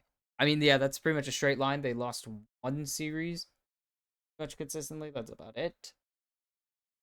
Not looking that hot for them. Put it that way. Like, or well, not looking that hot. I mean, it's nice, but I'm struggling for words because I'm an idiot.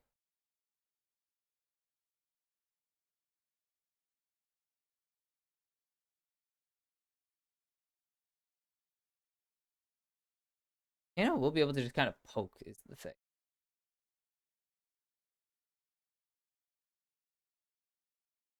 That is the one thing.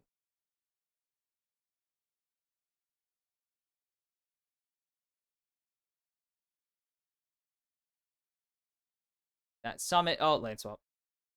Great. Everyone's favorite. Tired of it. Crap.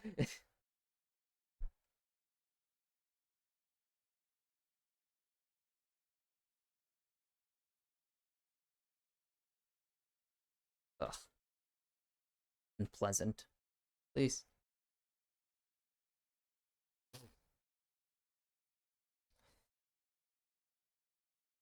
It's just. I mean, they have everybody down bot side. I don't.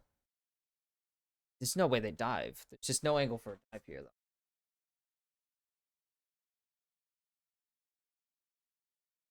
So.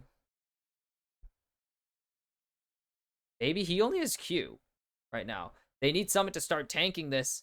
But it's Lions tanking first. It's Summit's gonna be pretty much unscathed. This dive is going horribly. They get a plating, but what is going on already? Ayla's a hero, and it's just not working. What the hell?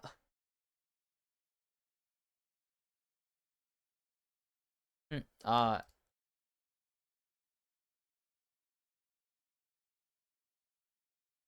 um, uh, hmm. Okay, has to be very careful because now that there's full damage available, it's actually concerning. Tomo just gonna be able to bully Summit as well. That's their fault. Pretty tough. Not gonna lie. Just. Oh, wait. Tomo getting chunked out. He should be able to return the favor and be unstoppable if push comes to shove. As there's the hook landing on the Summit. And now it is going to be Tomo picking up for. Oh! First blood just going to be elusive. And now here comes Odie mid. Maybe they find something as there's the Q. The dash away, flash out, and Odie. Flash follows. And it is first blood to the Monkey King. Eesh. Not even close. Not even close. Probably. Not even close. God damn.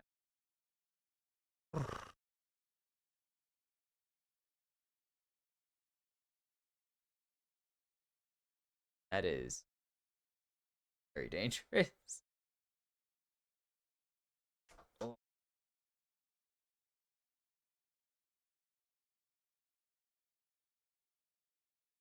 That is good money to OD to accelerate him as well. Holy cow, 13 CS down. He got three. He got three. Oh, or not 3/4. So stuff. Sucks to be him. That kill does do a lot actually to sports. Like, there's no joke. River is getting hit. He's gonna flash out.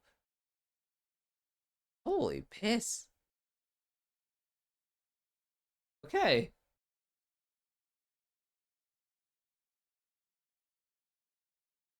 Summit is pain. That is almost 2 platings already gone. This is dangerous. As Quid gonna get locked down. Sayo is here, and Sayo's picking up the kill on the enemy mid laner. And Rainbow7, what the hell is going on?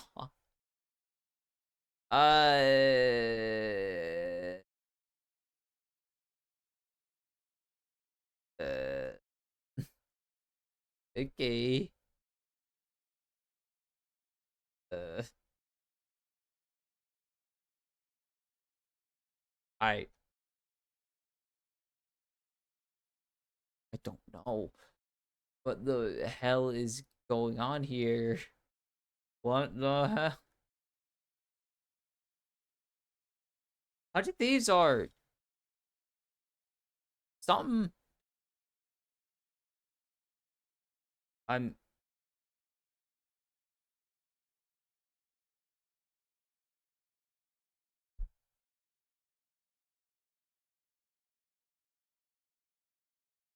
Ayla's here, but it's just gonna get the wave pushed in, so they can look for Drake. But they have pushed him bot lane already, so it's gonna be bot lane versus mid lane push.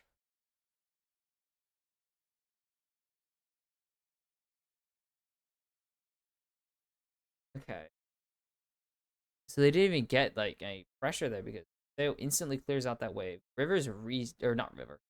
Damn it, I'm stuck on last game. OD is resetting though. That is kind of the one thing we get. River resetting. Why am I saying OD resetting? God, I'm really stuck on last game's Monkey King. It's not gonna matter because neither of them are gonna go for it. And so in the end, it's just R6. R6. Oh my goodness, I'm on a different video game. Rainbow7 win in the end there. That is Sniper landing Q3. What? That looked jank as hell. But okay. Sure. Why not? Oh, Zeta.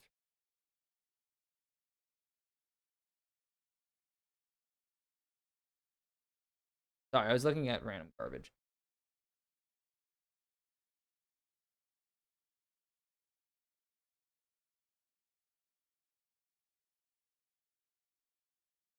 I got pinged for nothing, thanks. Oh, that was pleasant. Okay, so down comes River, but they already know he's here. Tomo's getting a little bit of damage, but he also has the culling if he feels any real pressure. Just instantly clear out the wave. Now the Lines is back. It's going to be even more difficult to actually do anything here.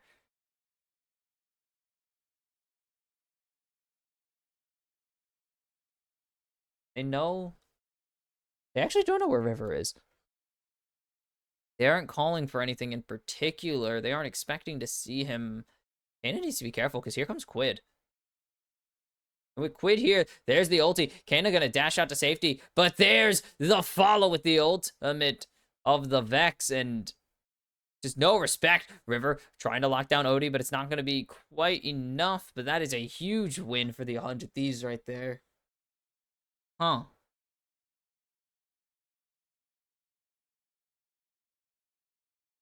And Summit is just getting diffed right now. He's in pain. This is what torture is like, isn't it? That is not good. Summit's just gonna lead the wave. He is base and teleport. Because Kane is going top side, so that means Summit's going bot.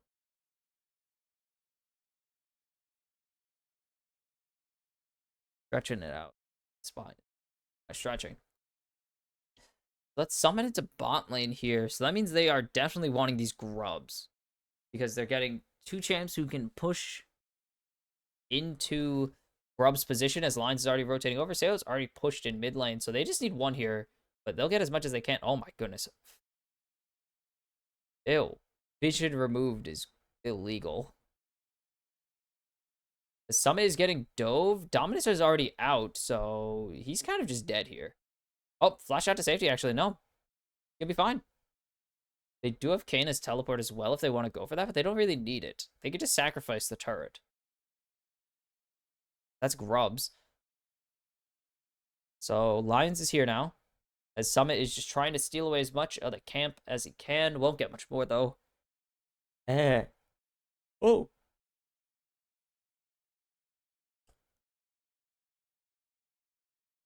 Teleports down in bot lane. Kana's getting shredded, though.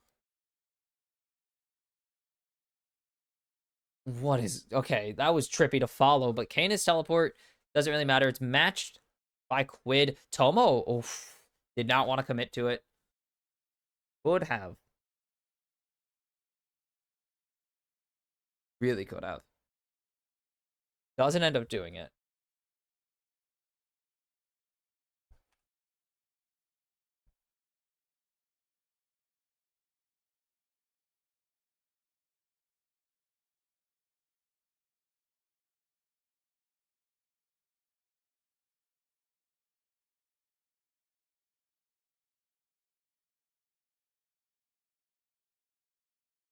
Mistake.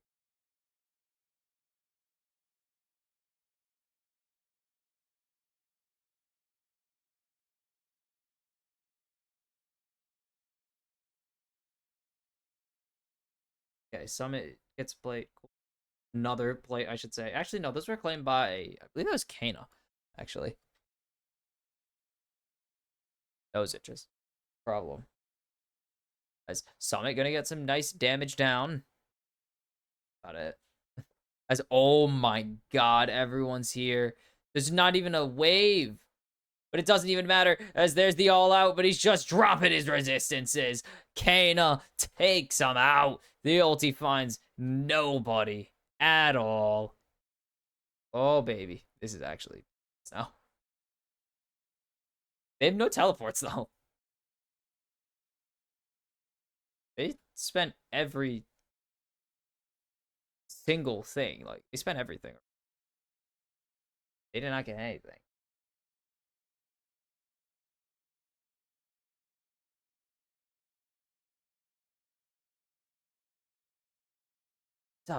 It's 1,000 gold. Holy cow, it's only 1k. It feels like it should be more. It's not.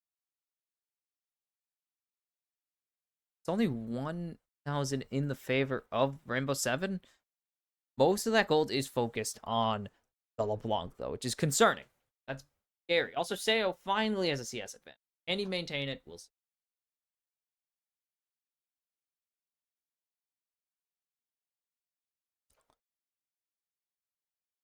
Let's see. Essence Reaver already finished. Should we go in for the IE next?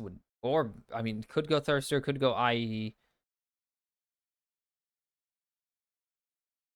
That's a dagger, so it looks like he's actually going Quick Blades. Odie, Rift Herald started. Sayo should have full control. Summit's going to grab this turret in bot lane in the meantime. As he has 2 members down. I think he's just going to have to die here. As good healing, but it's not going to be enough. There's the Heartbreaker onto Summit, and that's all she wrote. Ayla, nice hack splash, but it's not going to really do anything. Odie is just going to be able to solo this already. Tomo is just getting shredded by the Sayo, by the Lucian. Sayo is not a champion. He is a player. As there's the shield forced out. Barrier busted. Sayo with the culling. That's a lot of damage. That's a lot of damage. Boy.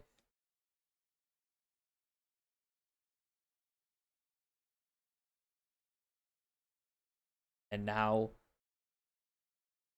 Cassante pushing in the bot lane. River down there as well. This is mid-tier 2 being threatened as well now. There goes the tier 1. The crash goes down. The fans are happy about it. Ayla hooks in. And this is going to hit the turret. That's half the turret gone. River. Now it's a 2,000 gold lead in favor of Rainbow7. And this one, they seem to have cleaned it up. They are playing so much better than they've played all series. They are playing just cleaner than they have.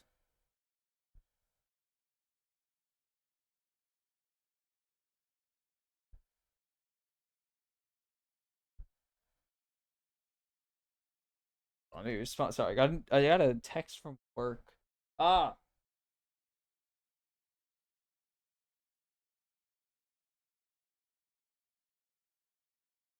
I need to just respond.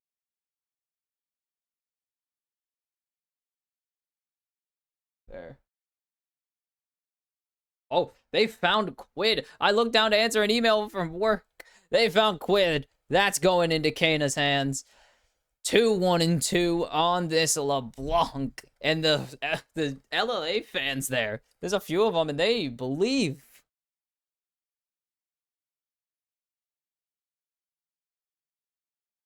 They believe in themselves.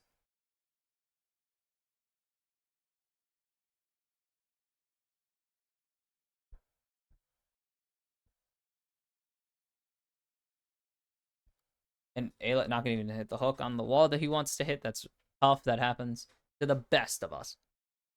Oh, my nose itches. Okay. Where are we in game?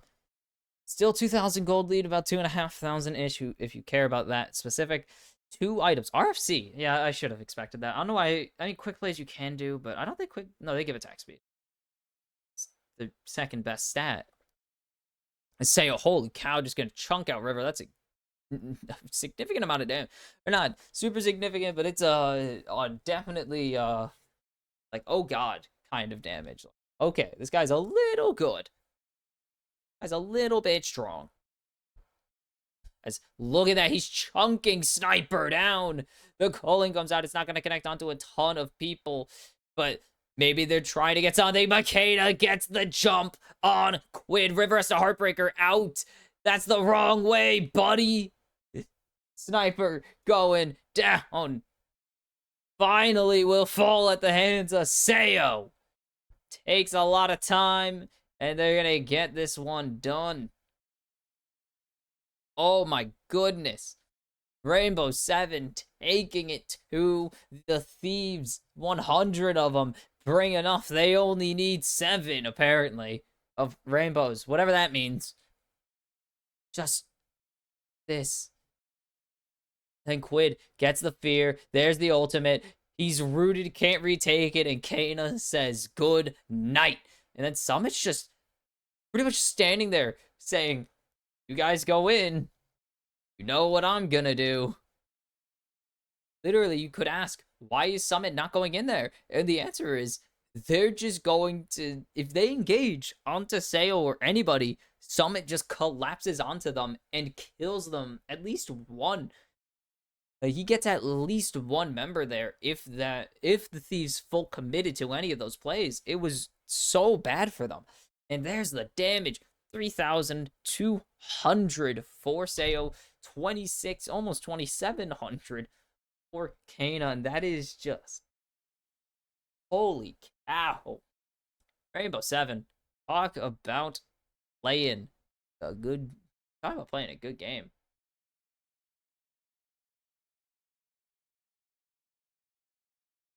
Oof. This is like anything to go off of. The Americas League might be hyper competitive.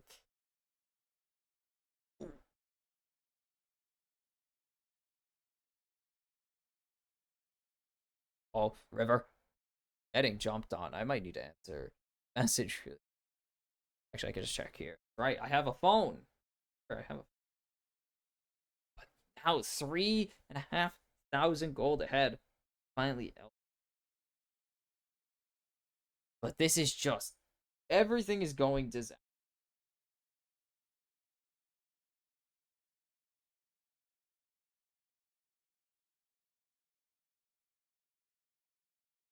I just wanted to make sure I didn't miss something from one of the things I'm working. And look at that win prob. Holy.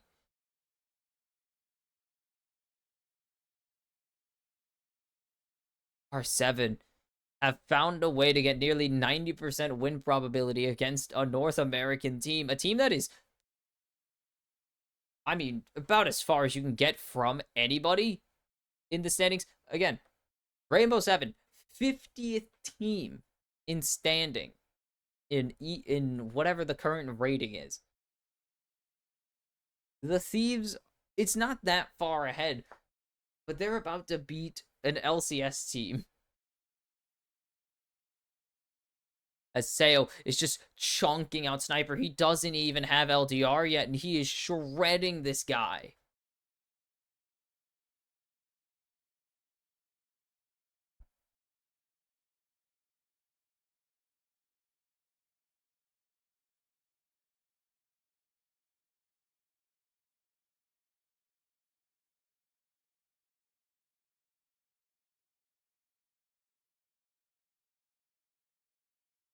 Oh, no, not that.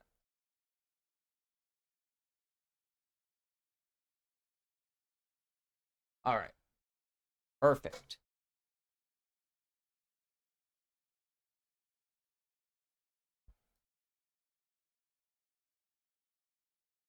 What? The engage. They're going to get the jump onto Sayo. Or onto Sayo. But Quiz just not going to be able to put anything in. The Super Mega Death Rocket's not going to connect. Odie will be sacrificed, but Ayla's down. It's already a 2-for-1. River running, chasing. He'll get Odie, but he's not going to get much more. As Sayo is kiting him to hell and back, but he's going to get the shutdown. But can he survive Summit? The answer is he cannot. It's a 3-for-3. Where's Kana? Here comes Summit. Tomo has to run into turret. Going all out as Sniper. But is it enough? Kana and Summit are trying to just shred this man. Q3 doesn't connect, but he's going to flash with the Q. Kana blows him up with the Storm Surge. And there it is.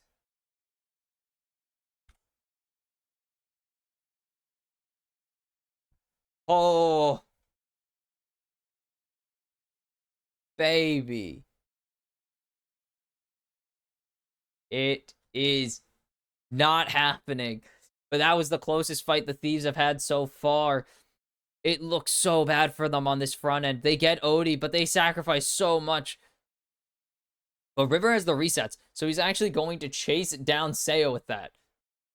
Where does Kana go? He just kind of disappears. Does he teleport back in? No, he teleported into this fight to start. But River putting in so much work. And Sniper is huge here. He's putting in a ton. He's actually a lot of the reason that they cause problems.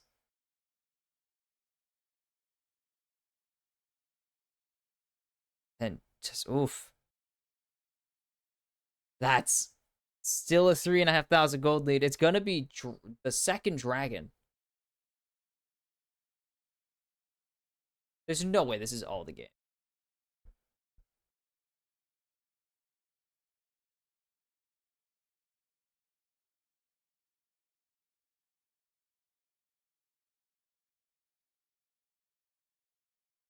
Oh, and now they're engaging. Odie only going to find one with the Cyclone, though.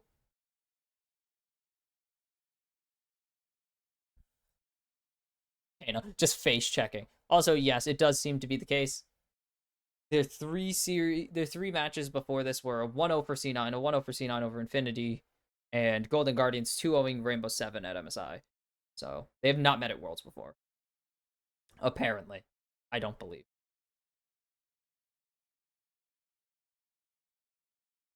Ayla gonna hook forwards onto Kana. Odie is safe to run away over the wall. Kana gonna get chased by Quid.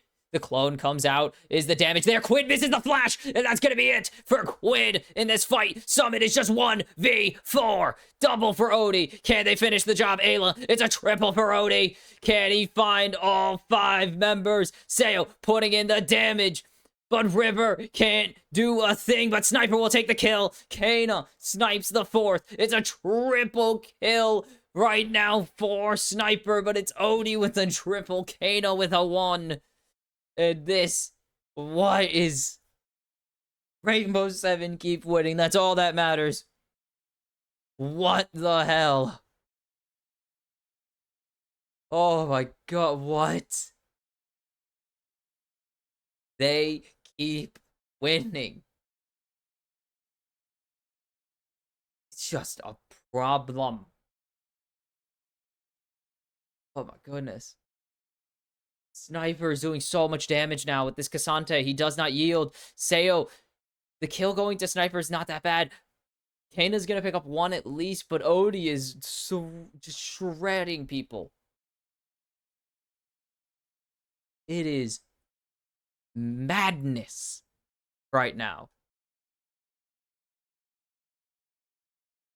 Just chaos. Holy piss, he's 7-1-3. 16 stack. 16 stack book. Dude's reading. He is learning so much. Oh my goodness, this is deadly. As River spotted out and he's getting cold to 1,000 health. Sorry, the monkey call. What?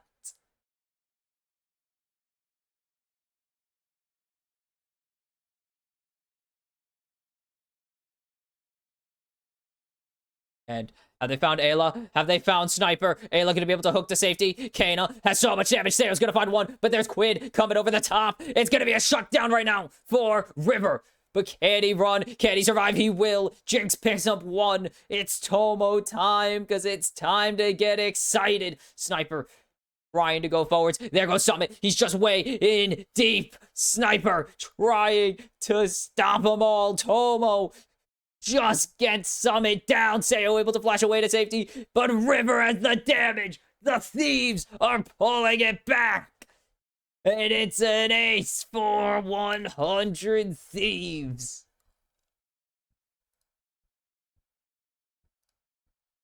Oh my god. Holy cow.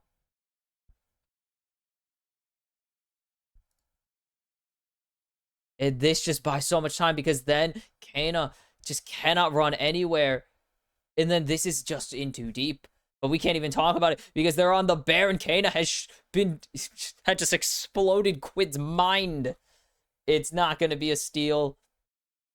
River is super low here if they want to go for it, but Kana just not going to jump in that deep. Oh.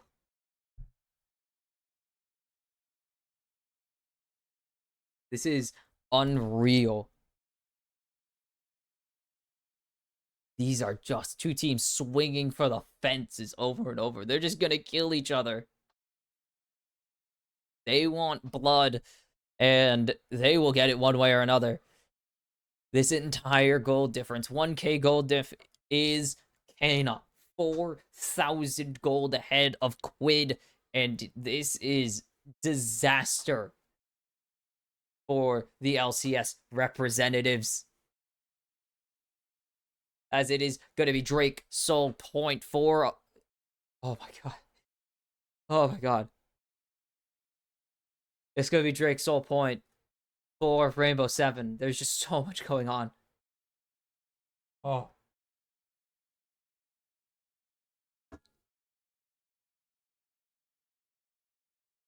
Okay, R7. Drake Soul Point secured. Oh my god. Out of breath after this game, man. This is the MVP from spring. What has happened? Like, the Thieves have just been unable to play their game for the most part, but there's the hook onto the clone. That's not who you want, but they're going to go all out onto Summit. That's definitely not who you want to go all out on. And Sayo has 1. River needs to start running away. Kana looking for it. Odie gets a flash. Cyclone. Sayo with 2. Kana looking for 1 of his own. Odie gonna continue going forwards. Kana takes out Ayla with a sigil of malice. And Tomo is looking to be next. The Thieves do not The Rainbow7 just do not care for the Baron buff. They do not care that your region is considered a major one. They want to win, god damn it. And they will look to do it. In Hibs, cracked the first of the game, will go to Rainbow7. 5, no, it's more of a 4,000 gold lead right now. 4R7. Are you kidding me? Tier 2 is gone in mid, in bot lane. I'm dying apparently. 3,000 gold lost on the power play. Holy, a big negative here. Usually you only see numbers that big when your entire team gets wiped, but they add in the base on top of it, so the Baron buff actually is still active, so they're losing more money on top of it.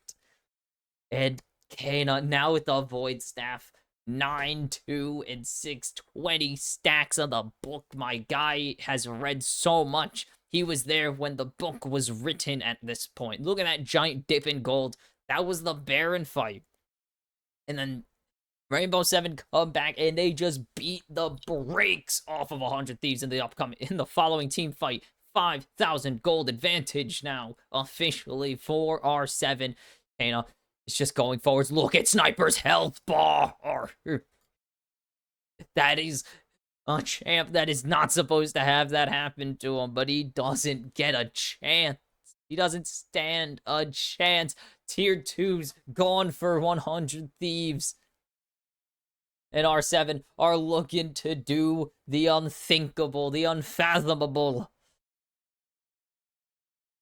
They are relying on Tomo having a pop-off, on River having a pop-off, on Summit getting crushed, Sayo blowing up.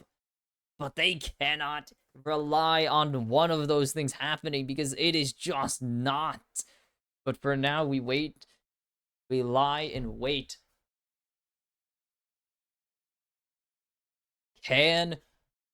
What is the next step here? We have a minute 40 till both objectives. So it's going to be Soul or Baron.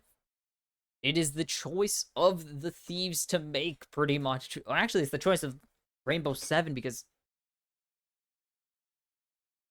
it's kind of up to what they want. It's kind of up to what they want. If Rainbow7 want to go for the Soul, 100 Thieves kind of just have to not contest them or just beat them in a straight fight, like in a clean fight, or they just go for the objective they're not going for. A Sniper has been chunked by Kana, but Kana has way overstepped. No, Flash, he is gone off the rift. Tomo goes on a killing spree, and R7 too confident for their own good as River. Oh my god. What? Oh, just destroying the health bar. Summit. Goodness. That is not what you want to see. It's still almost 6,000 gold ahead for R7, but that is deadly. Kana is is already an assassin, and now he's even more of an assassin as Sayo is just gonna call Ayla's health bar to 0. He's on a killing spree. There's the ulti coming out. He flashes early. Can he survive? Quid gets chunked. Quid just survives because of Sniper, and Quid's gonna pick up Odie there. Tomo running forwards. He doesn't have the super mega death rocket. Summit's just pushing top lane. They need to answer this. Can the Thieves answer this play? They have Quid here. They have Quid. Kana could just blow him up if he so chooses. As currently Summit is just ignoring Quid entirely. There's the fear coming through. There's the Drake Soul secured. I don't think they're even going to give a damn about the Baron. It's getting shredded to pieces. And Summit is just going to go in. Quid is getting chunked. Ayla's back to help his mid laner. And double inhibs. Double inhib currently for a few more seconds. Baron will go over to 100 Thieves. That's a big... that's a lot of money going back over, but that's still 5,000. And Drake Soul. Kana has the spooky hat. With the spooky hat secured, it is dangerous for 100 Thieves to even think about going too far forwards. They get deleted. Any of them get blown up. Look at this just absurd damage. There's just too much damage on Kana for them to afford stepping up. Sayo can delete anybody with a flick of his hand, just a wave of his gun. Not even a wand, but a gun.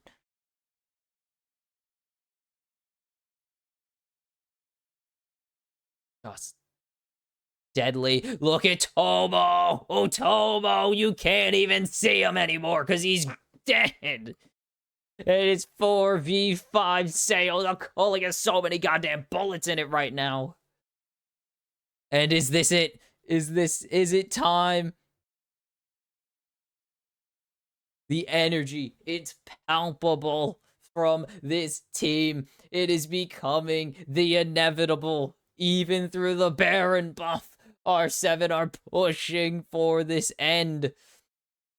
The supers are coming into the base right now. They are looking to push these Nexus turrets. The Cyclone finds 4 Ayla's down. There goes Quinn on top. Sniper is gonna be next. River is gone. It's the ace. And Rainbow7 complete the upset. It is the best damn win in their region's history. And they face GAM tomorrow.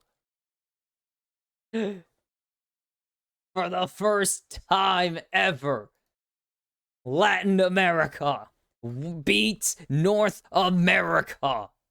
And look at this team. They are exhilarated to pick up this win.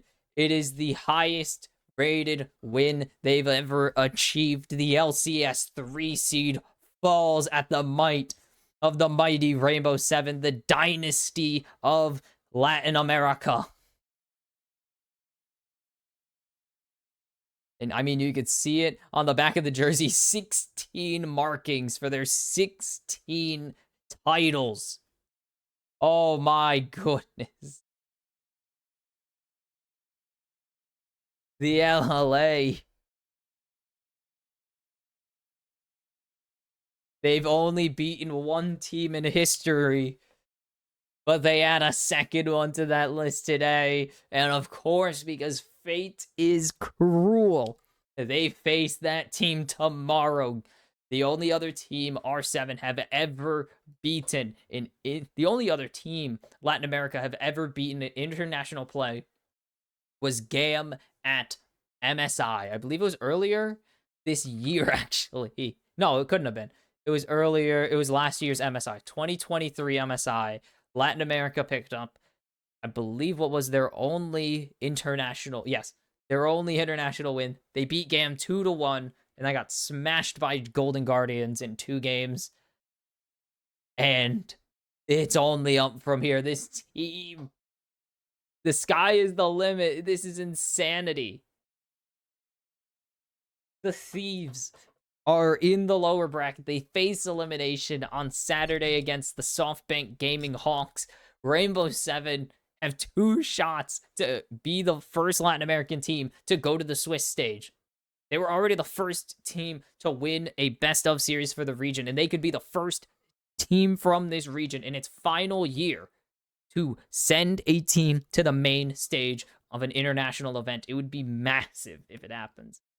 I'm just in awe. This is insane. And that's Worlds for you, baby. Just the unimaginable things happen. Congratulations, Rainbow7. Phenomenal series from this team.